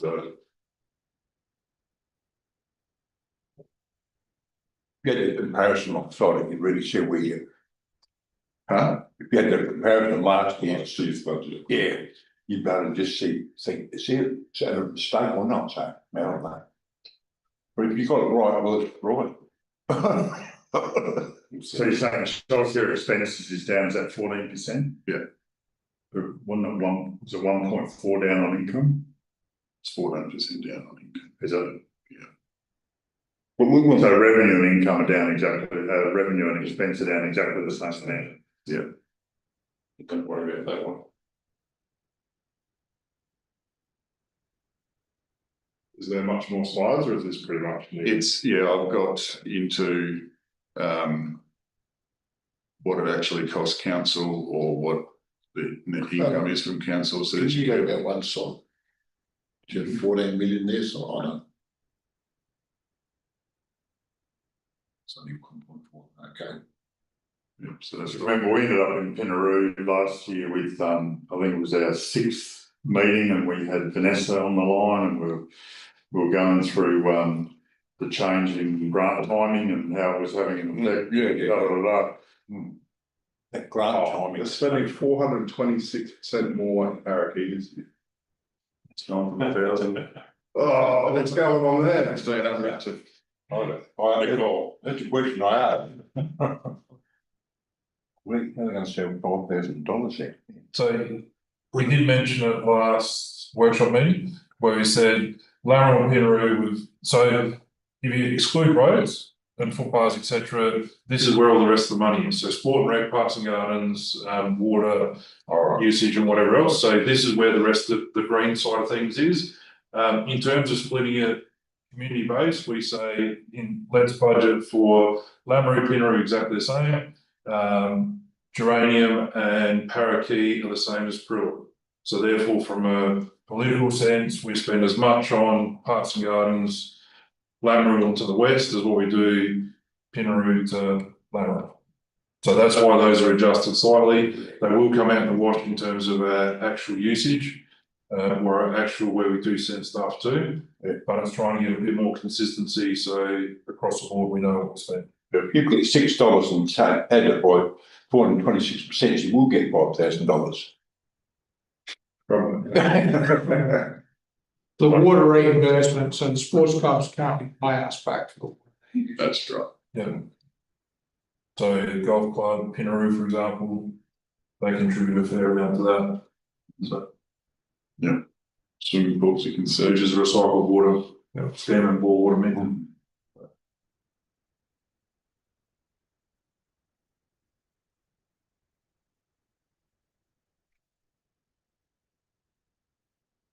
The curbside collection at the top there. So that's 20% is that fuel and increases pretty much To Toss to Brinkley, yeah. Yeah. So we're now carrying the Brinkley, so we did a trial. So in essence, the money we would allocate towards looking after the landfill, having staff, loader, etc. be out there, that sort of roughly collates with the extra kilometres and stuff we're going to Brinkley. The additional cost there is also the cost of landfill price in terms, so dealing with it there at Adelaide Hills Waste Recovery versus down here at landfill here. So the EPA cost Westland. Transfer station, we get 20 grand income on a $136,000 budget.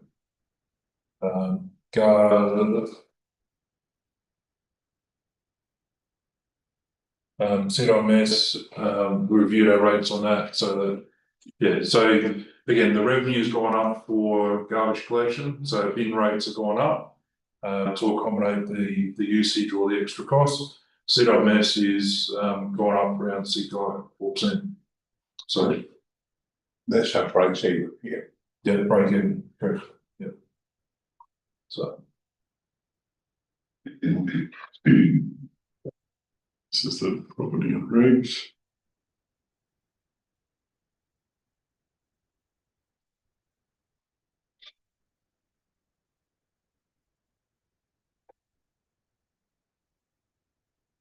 that holds cost, that's mainly depreciation there. No, 250 grand. It'd be 180, I think, is depreciation. So planning and development 75, but we only get 38 back. Yep. Because that's council planning development stuff that we do ourselves in-house. Well, yeah, that's the stuff that we outsource, yeah. And what you're saying is we don't even cover the cost. We don't cover the full cost. Who's out there? That's because that's for things that council actually needs, not for the private sector. No, it's for everyone. Charlotte can explain the development costs, so we can't on charge exactly what David costs us. No, there's There's limited amount of flexibility with regards to fees. There are a couple we can control, and even those are pretty well regulated. So our caravan park brings in $2,000, is that what that says? Yep. And it costs us 15, haven't we negotiated a bit incorrectly there? There is, that's all depreciation as well. You remember that was that temporary, I think a 1+1, but then although I think it's going to be expired by the time we get the lease back. That's confidential as well. No, it's still wrong. With the aerodrome doesn't bring any income in, I thought there was a lease on the shed it there. does. Wasn't there a lease? So they put a shed on, so.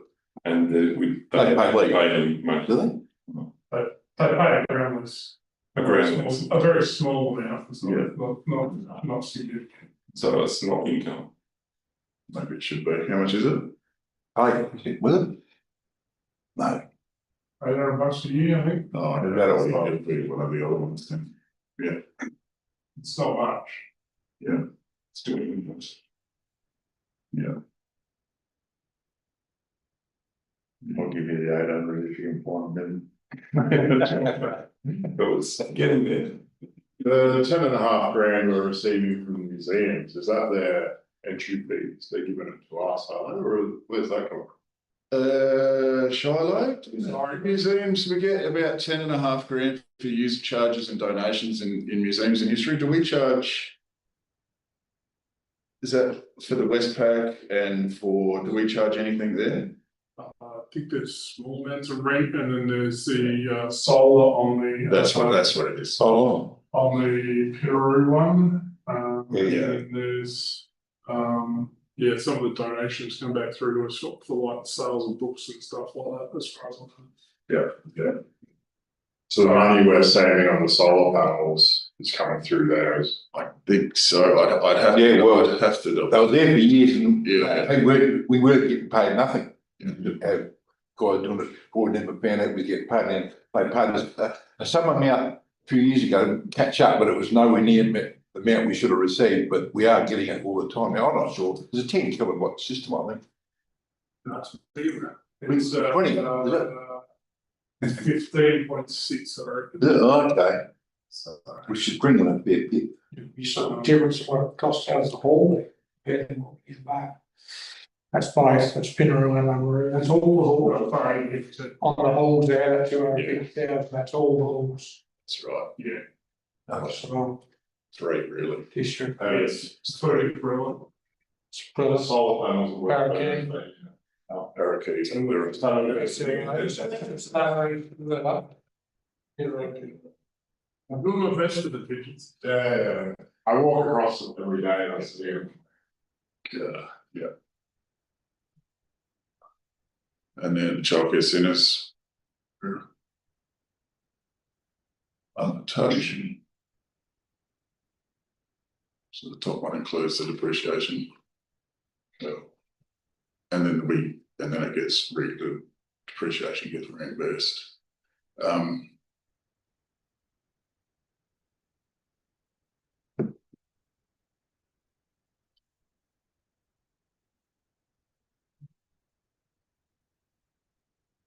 Right.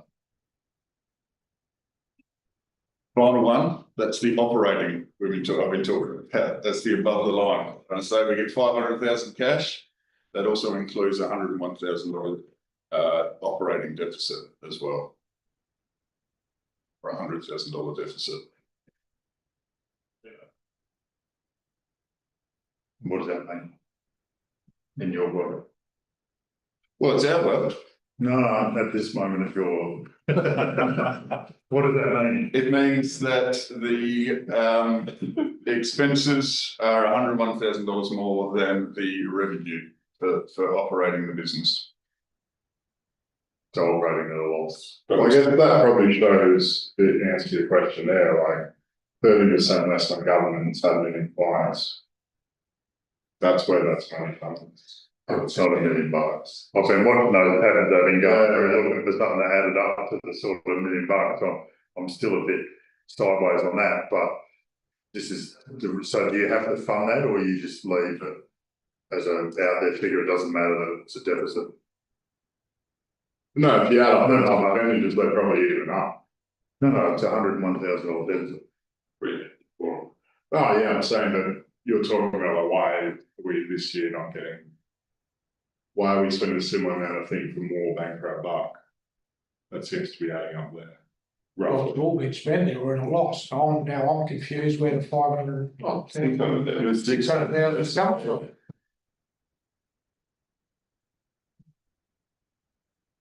Right.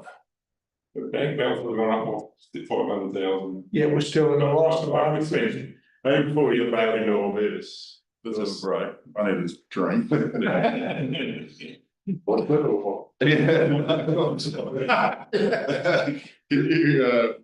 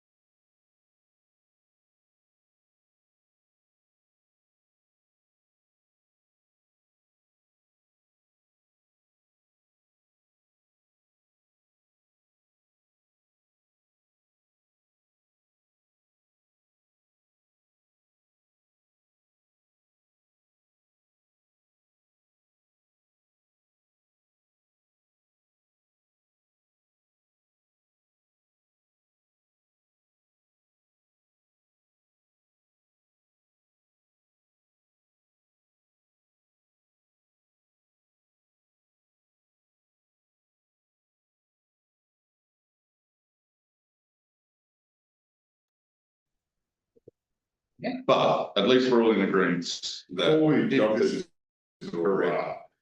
Yeah, let's bring up something else. I talked to a couple of you guys about it, all the empty shops on the streets. I wouldn't mind putting the rates up to 100% on them to encourage people to do a bit of something with them, I think. So, Yeah, we spoke about it before you got here and said, yeah. is it legal or isn't it legal though? Well, however you did it with those rates workshops, because you guys were talking about with the irrigators and that, you'd have to do it a similar way to that. I think you'd have to put up your rates in your commercial shops, 200% across the board, and then do a discretionary rebate for the ones, like say you have a criteria, like if there's been a business operating there in the last 12 months, they're entitled to a discretionary rebate. Yeah, it's automatically applied to them. Like, I think that Can do it the way they do it, I think. but administration to double check. I think the best way to put it in as a motion next meeting, and let, that way, if it's a motion, I know it's administration can research, you can come back with the right answer. Cause that way you actually, you can talk about it properly in the meeting forum. We're with it for that. Yeah. Do you guys have any thoughts on that, or? I fully agree with it, if we can do it. Yeah, that's what. I agree, if we can't do it legally. Yeah, that's what we said. We'll be over it, but yeah, so long as you do.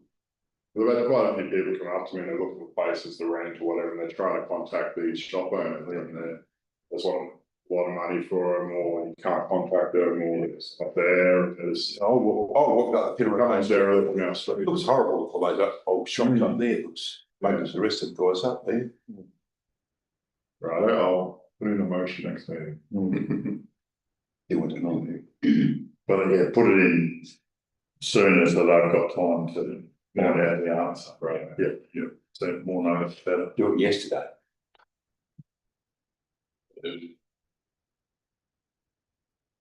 right, take 9 of explaining.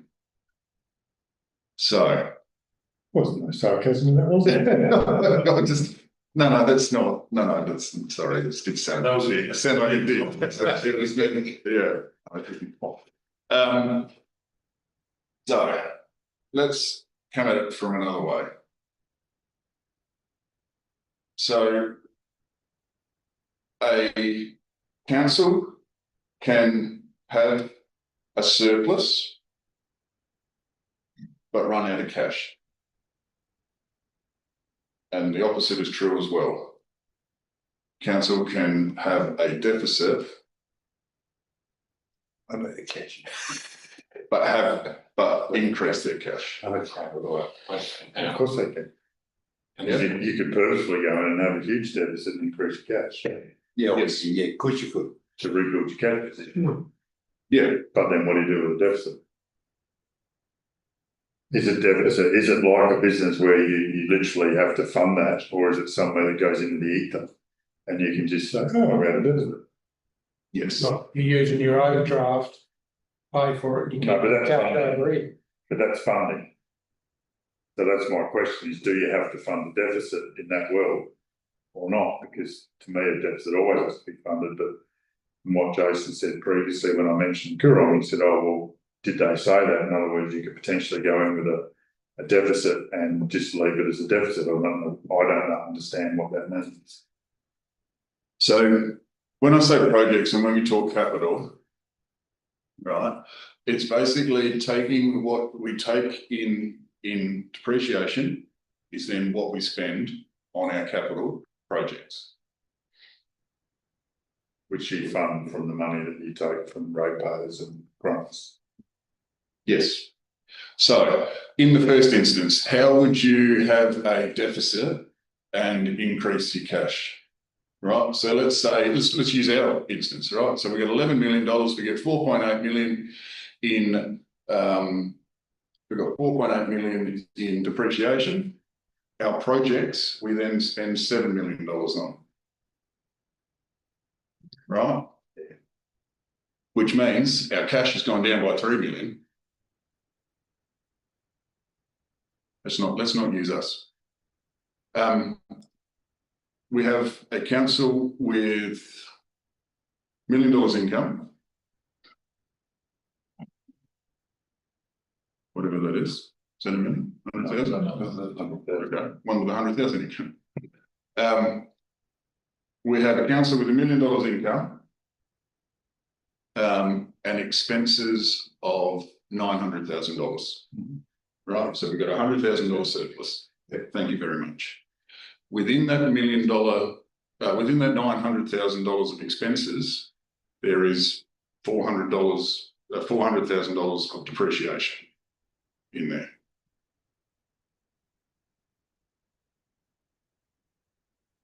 Which is Which not is, actual money, or is actual No, it's money? not money. It's not money, Not it's money. just Yeah. allocated through that expense. So you put up, so in column K and L, you put up that scenario. Please. yeah.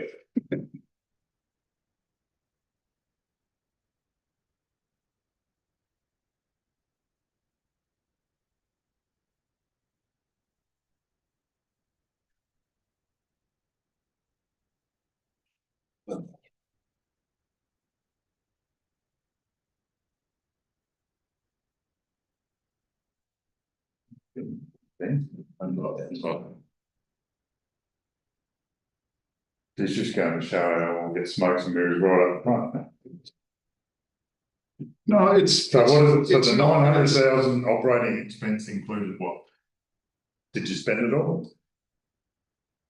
That's neither here nor there. It is in my wallet. Yeah, but at the end of this, well, yes, spent it all. Right. Or 400,000. No, you did spend, you don't have to. No, I'll let him, I shouldn't have said that, I'll let him finish it, Yeah. the 400 includes 400,000, appreciate. So You can. let's think of council finances of 2 profit and loss statements. Right? So we got the first one is, look at him looking, going, oh my God, where's he going? What's this idiot doing? There's 2. So the first one is operating, right? Money in, here's our expenses. What's the surplus at the end, right? And that's what you hear when you hear council finances talk about the surplus, right? That's surplus. Within that, though, we've got a non-cash expense of depreciation. That non-cash expense of depreciation is all about renewing your capital assets. So it's all about what are you spending on, what money do we take aside so that you can then spend that on your renewing assets, right? So the second profit and loss is depreciation less capital projects. So less what you're spending on your assets that's not operations and maintenance.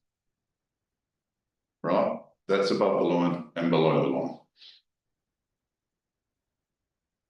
Just say it again, that Yeah. last bit. No, but that's what I wanted to show us here. Yeah. I wanted to show us what it actually means, because I want to see at the end where the money is. Right. Because this is gonna say $1 million, so he's got $1 million of funding from you, you've given him $1 million. Yeah. He's saying he spent 900,000, but he's gonna give you $100,000 back. Yeah. I wanna see what the 400,000 is all about. Yeah, because that's expensive. Well, he's saying, You yeah, don't he spent it, spend but he it. hasn't really, You don't have to spend it all. well, don't know. Well, you don't have to spend that. That's the difference I was saying at the start there, the difference between having, you can have a deficit, yet run a cash surplus, or the opposite. The opposite is also Depreciation. Well, you don't spend that depreciation. If that depreciation is not in the equation at all, when you stick it out there, that's when SCOSA says you're not. That's operating. Because you're not. That's because your asset renewal ratio is going to be 0. You're not doing anything to your assets. All you're doing is paying people like me. All we do is pay. I don't want any work. Yeah, doing a little bit of maintenance here or there. All you're doing is patrol grading. Yeah. We're not doing, there's no resheeting. We've been No, underspending, we've been under allocating depreciation. Because we've been depreciating with shit asset management plans. Yeah. We're fixing that. So it's gonna up the depreciation, which was always expected along with the revaluations. I'm not sure whether the current, this increase is now including the 20-year life they're putting in, this current asset management plan that's in here. Because again, that's being offset by the different methodology, because on yesterday's math, it would have been a much bigger increase, probably more like $2.5 million a year. Yes, yeah, I can talk about revals as well. So you've received $1 million from us, Yes, and you had a $400,000 depreciation. $500,000 cash was spent. We also, And so the cash you're saying you're spending that on everything other than your depreciable assets. Other than fixing the assets, and the 400 was spent on fixing assets. that's right. Well, not yet, right? So don't think about what we're fixing anything yet. Would you smile? We're not fixing anything yet, right? We've just incurred the expense. Yeah. Right, which means we've got $100,000 surplus. And this is, you're talking operating here, or, yeah, this is operating. Yeah. Okay. Right. So when you hear in local government world, we've had a surplus, that's how. Right? All right. This is before we spend any money on a building, on resheeting, on resealing, on anything renewal, on anything taking it from crap to better. Yeah, so 500 in direct costs been spent. 400 is just sitting there to be spent. To be spent on your assets. We then take that $400,000, this is simplified of course, but yeah, we then take that $400,000 and then we build what should happen based on your asset management plans. They should all be reflective, pretty close to your depreciation. And then we then build a capital projects list out of that $400,000, right? So this is where I mean, so we can have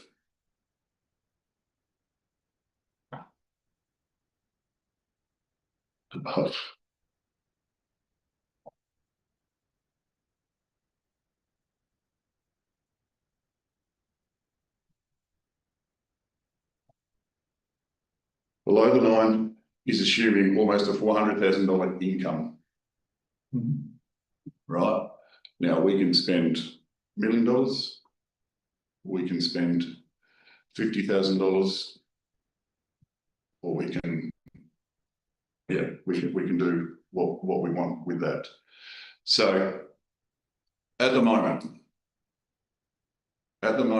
looking at this, we've got cash, non-cash expense, right? So just looking at that, our bank account has gone up by $500,000. From that, now we need to do a capital, right? So we could do, like you said, we could do nothing. Let's see what it's real. Let's do it real. So we spend all the 400 and the extra 100 that we've got.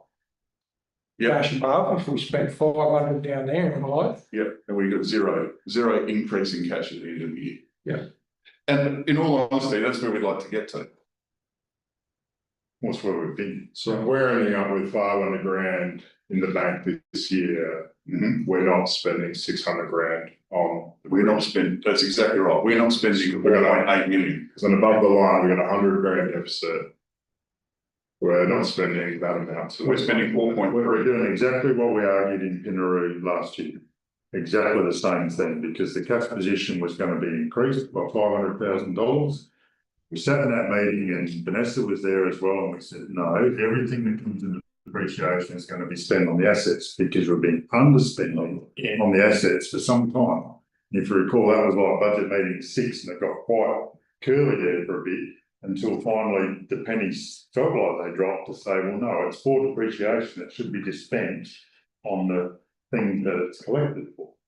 We're underspending it because we haven't got building assets yet to know what we need to actually spend money We're on. not spending it so we can build a war chest. So we Yeah. can go out and get some other money to help us do some That's stuff. what we have. And spend more than our depreciation. Yeah, Well, it's not only a war chest, it's rebuilding the cash position that was got rid of in previous times, but it's doing it kind of a little bit through deception.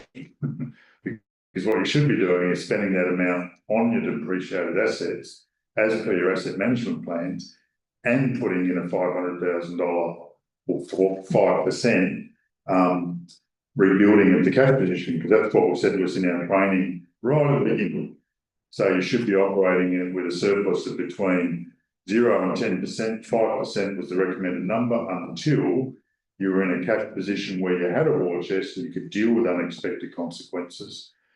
But this way is taking, if I'm hearing you right, is taking money from depreciation, putting it into cash, rather than spending it on those assets. Yeah, but we don't know, and we've chosen not to do that because we don't know what those assets need spent on.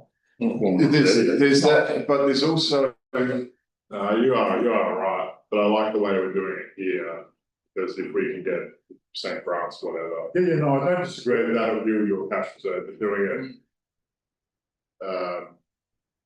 We're kind of paying for it later. Only partly because all the grants, there's no grants that I'm aware of, and please these guys correct me if I'm wrong, there's nothing input to renewal apart from the standard road grants. All the other things These things quite well, like we do an upgrade of the hall instead of a renewal. Oh, you know, all buildings fine. Yeah. Yeah, buildings absolutely. You upgrade, but you probably want to upgrade the one that you keep. You probably want to upgrade. So maybe we can't use that 500 grand on the roads, but we can instead spend the building money on the roads and then get the grant money for the buildings kind of thing. I just want to clearly understand where it's all coming from, and that makes a That little makes bit more sense, but you were going to say something. sure. Well, you said yeah, but I don't know where I was yet. so are we? Oh, yes. Well, we're not back on where's $1 million, and it sounds like we maybe found in half, but That's a different question. Well, no. It's the same question. So what I mean about allocation is the different allocation between this $500,000 and this.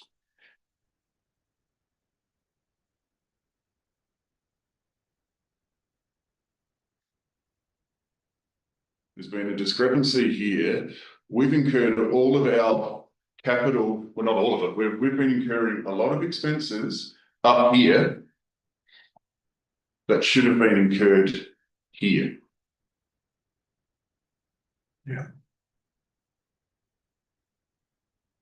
but what, so taking off your gobbledygook hat up and below and putting on a normal business hat, because you've been there, $1 million in, where did we underspend that money?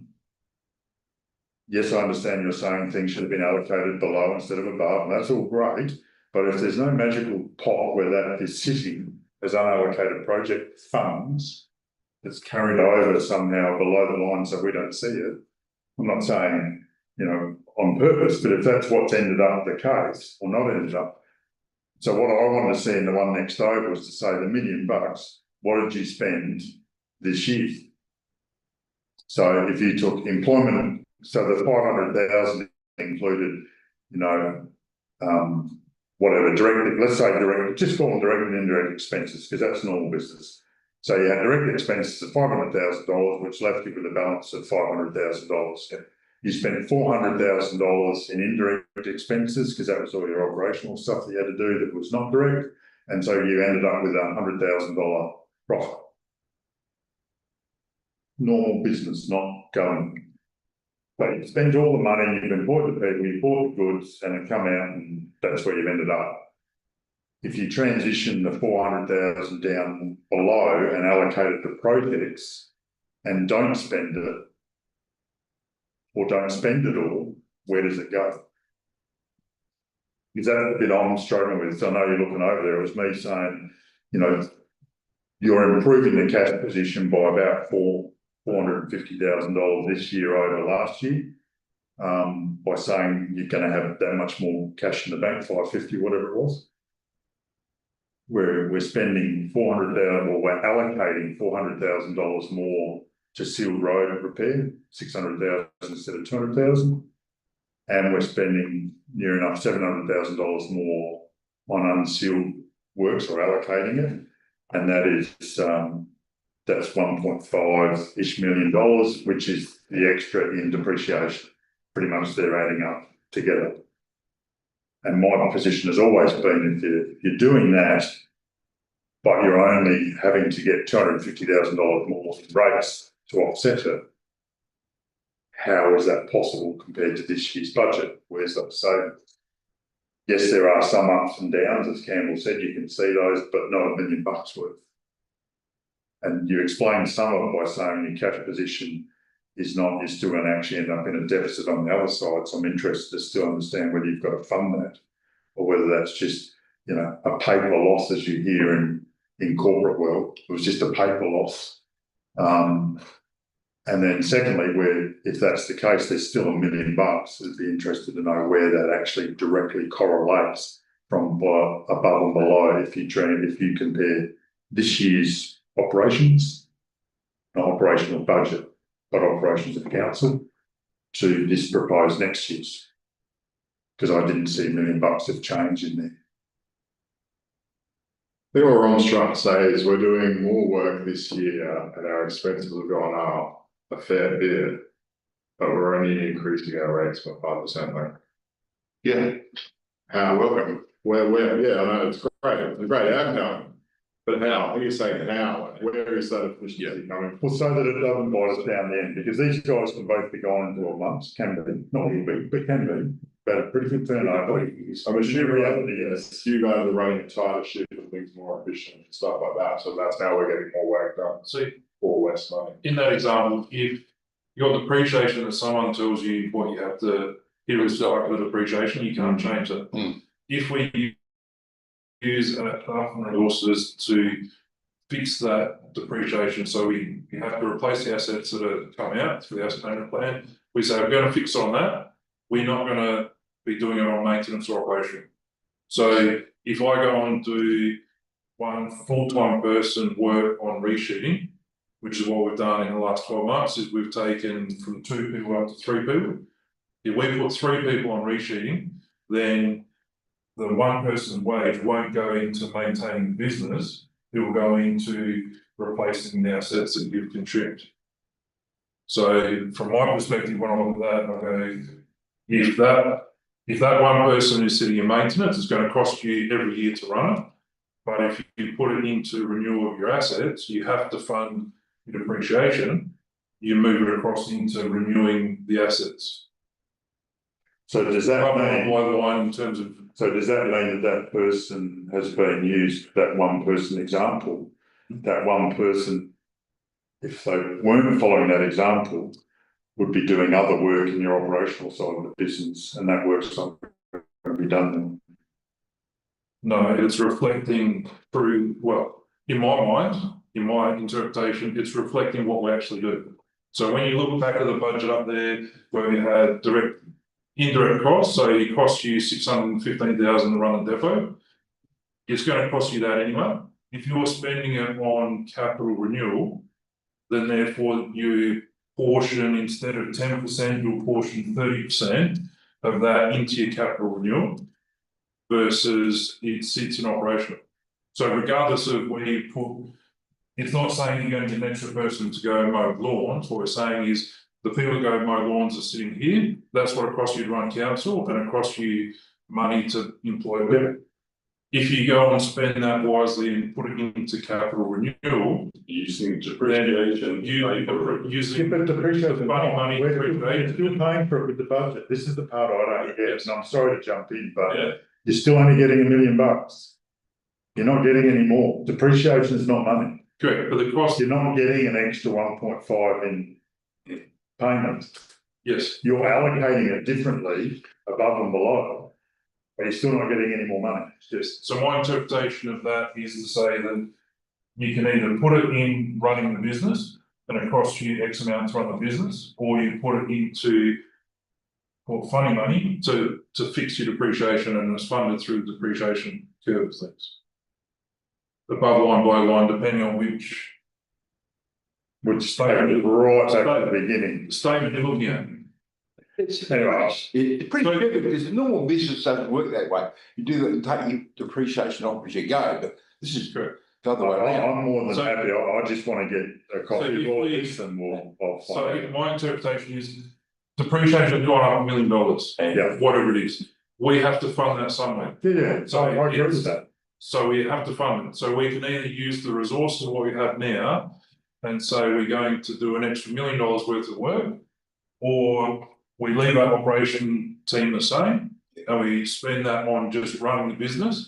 Mowing lawns, doing stuff that doesn't really count, or we can put it into other stuff. So you've got to fund the maintenance anyway, versus your funding capital. Well, no, but you're having both sides of the argument there. You're saying you've got to fund your depreciation, which has gone up $1.5 million, right? Which is in that left-hand Yeah, side.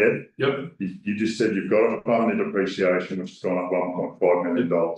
You said you can either do that by dragging these people over to do that work because it's funded, or you can leave them knocking around in operations and have to come up another way. So the question at the very beginning was, if you're doing that $1.5 million of extra work that depreciation has told you to do, which we agree with, that's what we've been fighting for 4 years, 3.5 years, is get the numbers right so we can do that work. The difference is you're saying, no, you're not doing $1.5 million worth of work in operations to offset it. You're still doing everything you were going to do here. It's just in a different account over there, and that's the bit I don't get. How can you do both pieces of work and not need extra money? So if you use my example, me personally, Yeah. is my money, 100% of my wage goes somewhere. Yeah. It can either go to running a business, which is 100% cost, or it can be offset Split up into your project. 60-40, and go, it costs us 60,000, like 60% to do the business and 40% doing capital. If it's in capital, it's within the depreciation allowance, for a better word. Yeah. So I have one line, so then it comes down to the bottom line. I understand that argument, but then you've still got to be funded. We still pay your wage regardless. It comes out of the $11.1 million the council's going to ask us for. So it still comes out of there regardless of where you put it. We've done all this in automotive, or earth moving, you would get pieces of plant, people's wages, and you'd allocate certain things to pools, and every hour you used a piece of machinery, it pulled out some stuff. But you still had to pay for it. It didn't get paid for by depreciation. So I'm happy to take that offline, because I still don't follow that logic. But I'd like Chris, like what he asked, originally when we saw the red number in the operational budget, to say, if you're taking a $500,000 surplus, improving your cash position on the capital side, what happens to the deficit that you're proposing here on the operating side? Does it need to be funded? Is it nothing? Doesn't exist? I mean, that's 100,000. It could be $1 million. What happens there? Because we started this. So our surplus that we started this year, was that operating or capital? Above or below the line? For understanding, I'm not trying to be a smart. It's like you've confused the living bejesus out of me. No, you have. I'm trying to understand. Last year's budget Well, this current year now. compared to this year's. Yeah, this current year now, we started, it was going to be 131,000, if I remember rightly, in cash. When we went into the budget negotiations, it was going to, budget 6, it was going to go up by $500,000. We said, we finally figured out where that money was and said, no, it might have been 800. So no, that should all go on spending on renewal of assets. And so the cash position didn't improve. And I think we went in with a $242,000 surplus from memory. And our budget review 1 and 2 had whittled that back from 242 to I think about 70 or something now. I think it's the last one. So I'm curious to know, was that 242, was that an operating surplus? In which case, was that going to be real or not real? Because my thought at the time was, my understanding, and no one corrected me, was that if we finished the year with $242,000 in surplus, it could then become cash, like it could improve your cash position. Because I'm thinking about it like a normal business. If you finish the year ahead of the game, you can reinvest it in the business and have it sitting there in the bank. So where would this year be in comparison? Well, with that, because you showed us the red figure of operating that was $100,000 red. Yeah. Yeah. So That should be 100 on, at the end, our overdraft should be 100,000 in. What's what I'm trying to. Yeah, and we have 500,000 sitting over there, 600,000 over there in cash, and the rest of our loans are zero. Well, that's my question, because when I said about Coorong, Jason just said, oh, did they say that? Because I said, because I rang some other people to ask, doesn't that mean they'll have to fund that deficit? And the common answer was yes, they would. But Jason seemed to say, well, maybe they don't have to, so I want to understand what that means. So here's our situation here. Let's see if this helps. So we've done the right. We've spent all of our. Here's the ultimate situation, right? Here's Gold Star where we want to get to, really. And here's where we want it to be on average, really.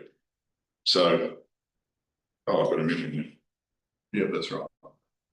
$1,500,000 cash, $400,000 depreciation for $900,000 in expenses, income, less expenses, surplus, $100,000. Right now, we've put aside $400,000 for the renewal of our assets. Yep. $400,000, we've spent it all. Tell us, that's awesome. Take $100,000. There's your surplus. Cash goes up $100,000. Yeah. Okay. Our situation, and then in year 2, we've done revals. So it's gone up by a little bit. Income has. Depreciation, we've had revals, has gone up by 200,000. It's gone up by a lot. But what we've done, right, and operationally, we've reduced our expenses by $80,000.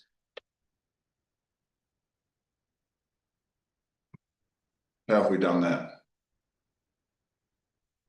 Which leaves a $15,000 deficit, right? And I think I like what you said before on paper.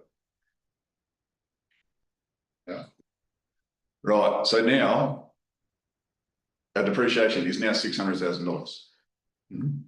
We're only spending 430 of it. Right? No, it needs to be more than that. It's 480 we're spending.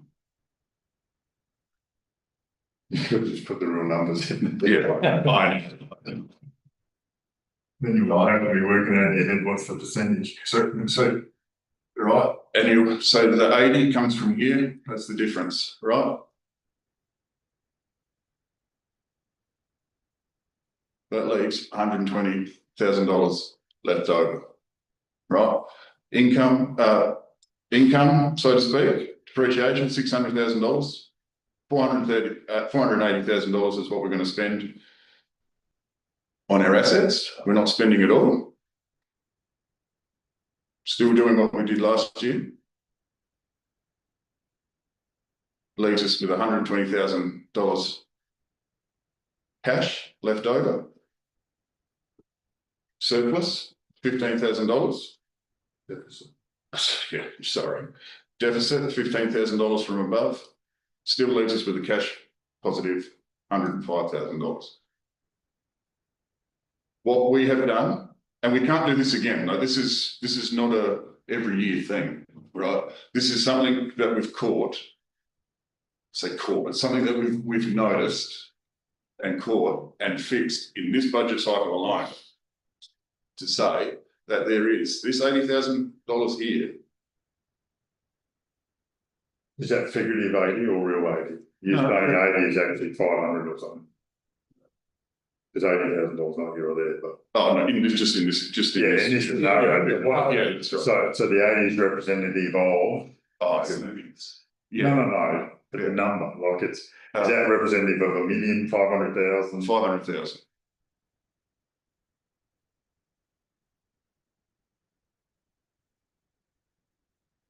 So $500,000 we found. We're spending our our capital, all right, so let's put it into us. So is that the 550 that's sitting in investment at the moment? No, It's not. no, that's not, that's an asset on the balance sheet. That's got nothing to do with the in and out. So our situation, this is 4.8 in our situation. This is 4.3. So your $1 million It's half of it. is It's actually that? a third. Yeah, the Well, other 1.5 million is the increase in. 1.1 is the increase in depreciation. Yeah, General public's not going to understand that. yeah, 1.1. So 500,000 here. Is it 5? Yeah, close to $500,000. So what is that? Where is the five, like, what's created that in simple terms for us to? It's full cost attribution, so it's attributing the operating, finance, IT costs to a capital project, just like a contractor would.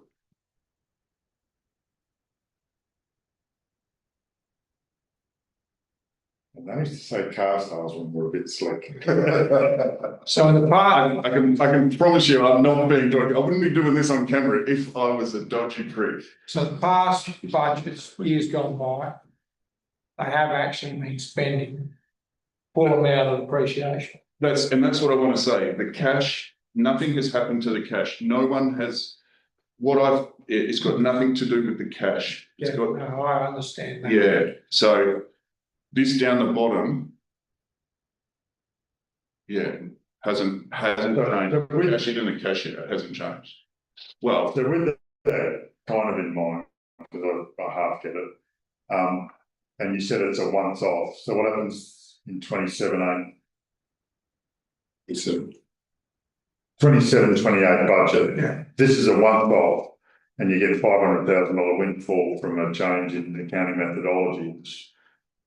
So, but if it's a once off, what does that mean for 27-8 in the long-term financial plan? yeah, it means now it means there's not 500 to be found here. That is what it is now. Yeah.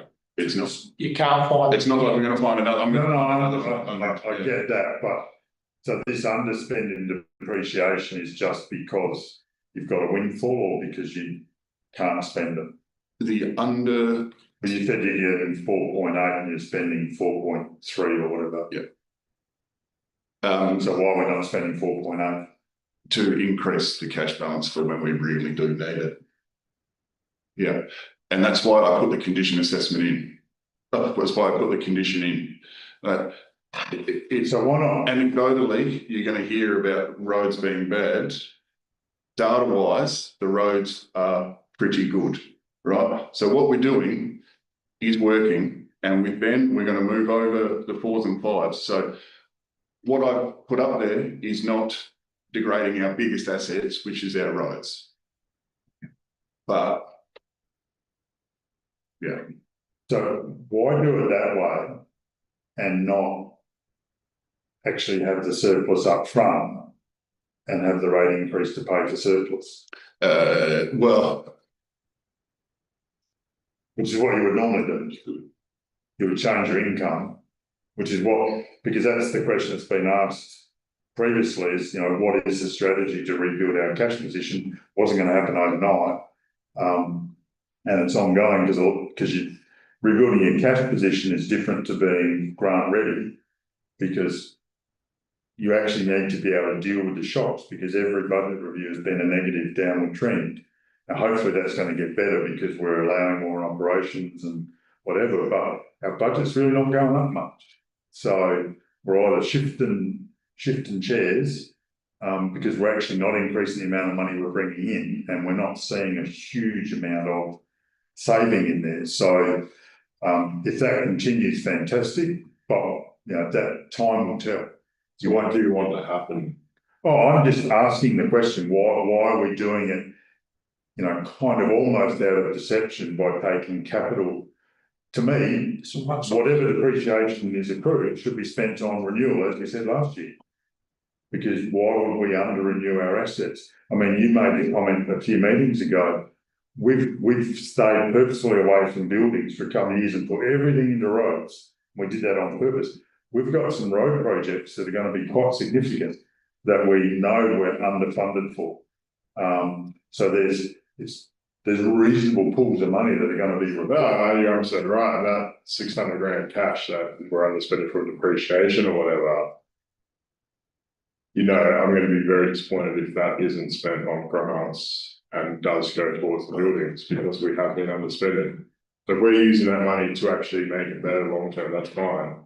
But if it just gets absorbed into other stuff, that's what I get. But you also need to, the point I'm trying to make is we actually need to end up where we've got $2 million in cash, not 500,000. We don't need to. You do. You need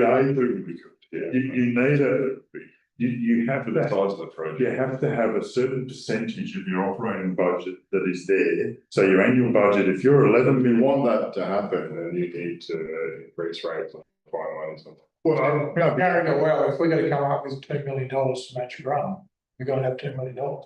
It's about saying, you know, the plan could be over 5 years, or the life of the 10-year long-term financial plan. You might rebuild it by $250,000 a year. So you might say, look, every year in that long-term financial plan, there's a 5% rate increase purely to rebuild the cash position that was spent previously. And that just keeps chipping away, and it's not part of your normal thing, it's on top. And so, yes, I'm querying because I'm saying, well, one, I want to understand this and I'll get help to do that. But the second part is saying a 5% increase. You're mandatorily saying, well, we're only going to do this and we're going to do it through depreciation. So we're going to underspend on asset renewal, where we could be spending that money on buildings and whatever come up in the next budget. This is the budget administration has brought to us. They're saying, look, we know we're going to have $100,000 deficit this year. We're putting cash aside, this is the way we think it's the best way to do it. Now it's up to us to decide, is that what we want to do? If you do want to do it at that cap reserve, then that's the elected members to say, right, then we raise rates or we find money somewhere else. So we've got to understand it first. So I still want to understand what happens with the $100,000 deficit in the operating budget. The red ones that you beautifully included in red. We'd have to take that 500 would have to go across to cover that. Well, I don't know. That's The 500 would have been 600. Would have been 600. So that's, you've already taken that across to cover that deficit. That's right. So if you want to cover all your depreciation and you want to cover the loss, you need to raise rates by another 2% to cover that 100,000, and then plus whatever you want to do cash reserve. No, I don't know. I haven't had the answer yet. No. You're saying you want I'm waiting to hear what the answer is. chest. No, it's not a war chest. It's a cash position. You're saying you want to build up this cash position. No. You want to do that. Yeah. Change it here.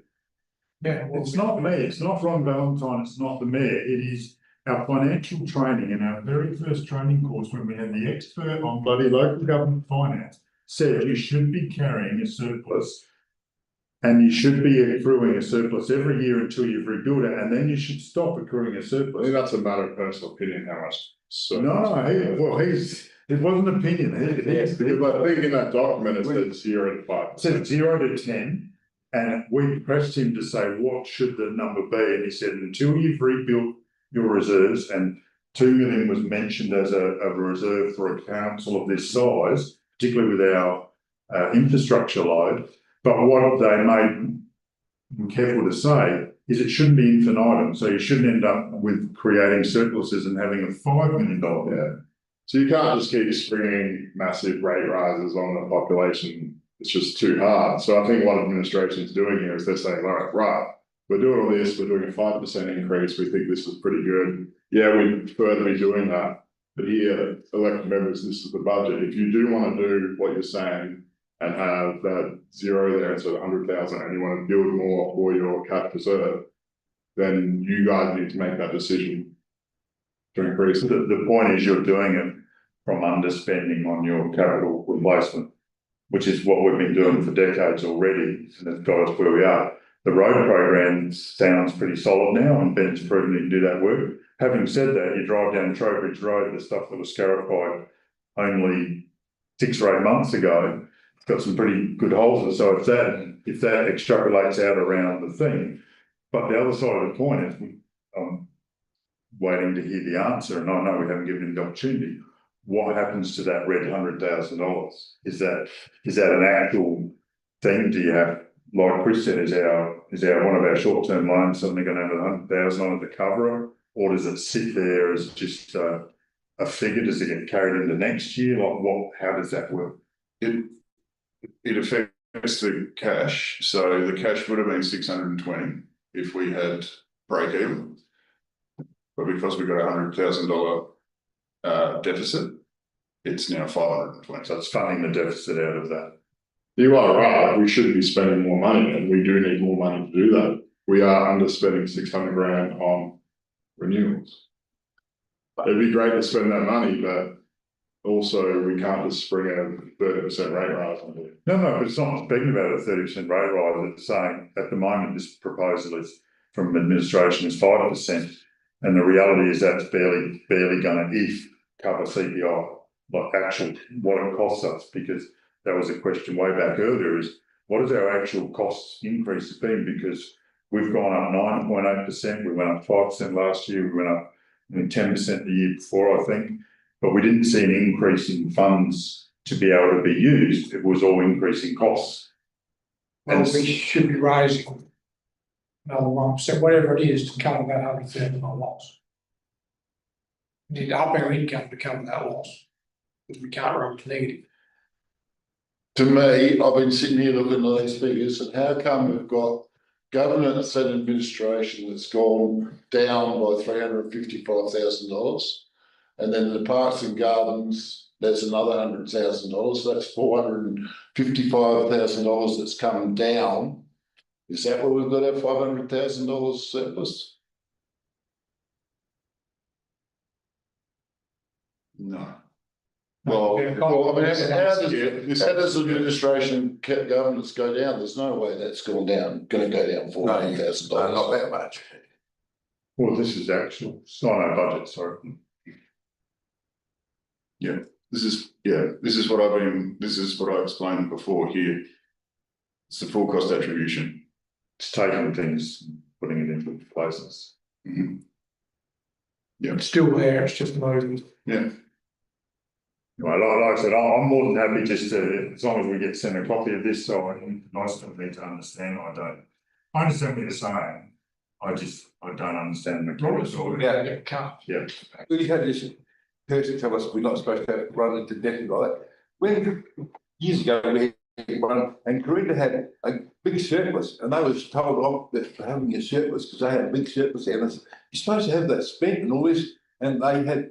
And eventually they used it up, but we had a deficit, and we wasn't in this situation. We was told, and the crew was told off for having a surplus, and I could understand. Well, I think they were told off having excess. Or okay, No, it's council half our size, and I think from memory they had about a $3 or $4 million cash reserve, which is too much. That's what I'm saying. It's not meant to. Yeah. You're not meant to have endless surplus, because what the theory is.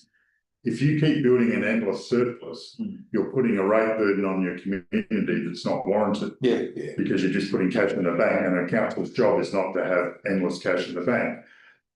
But it is its job and responsibility to have enough cash reserves to be able to deal with shocks. And if you think about all the business budget reviews that we've had since we've been here, they've all been amounts that keep adding up because there's been no cash.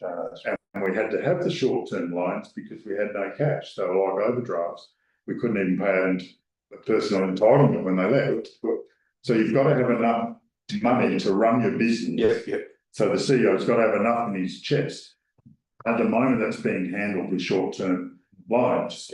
But in the end, it should be a cash reserve. Yeah, if we had $2 million in the bank, and they were saying we bring another $200,000, or $500,000 surplus coming in, it's a bit,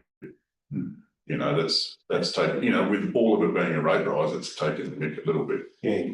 A lot.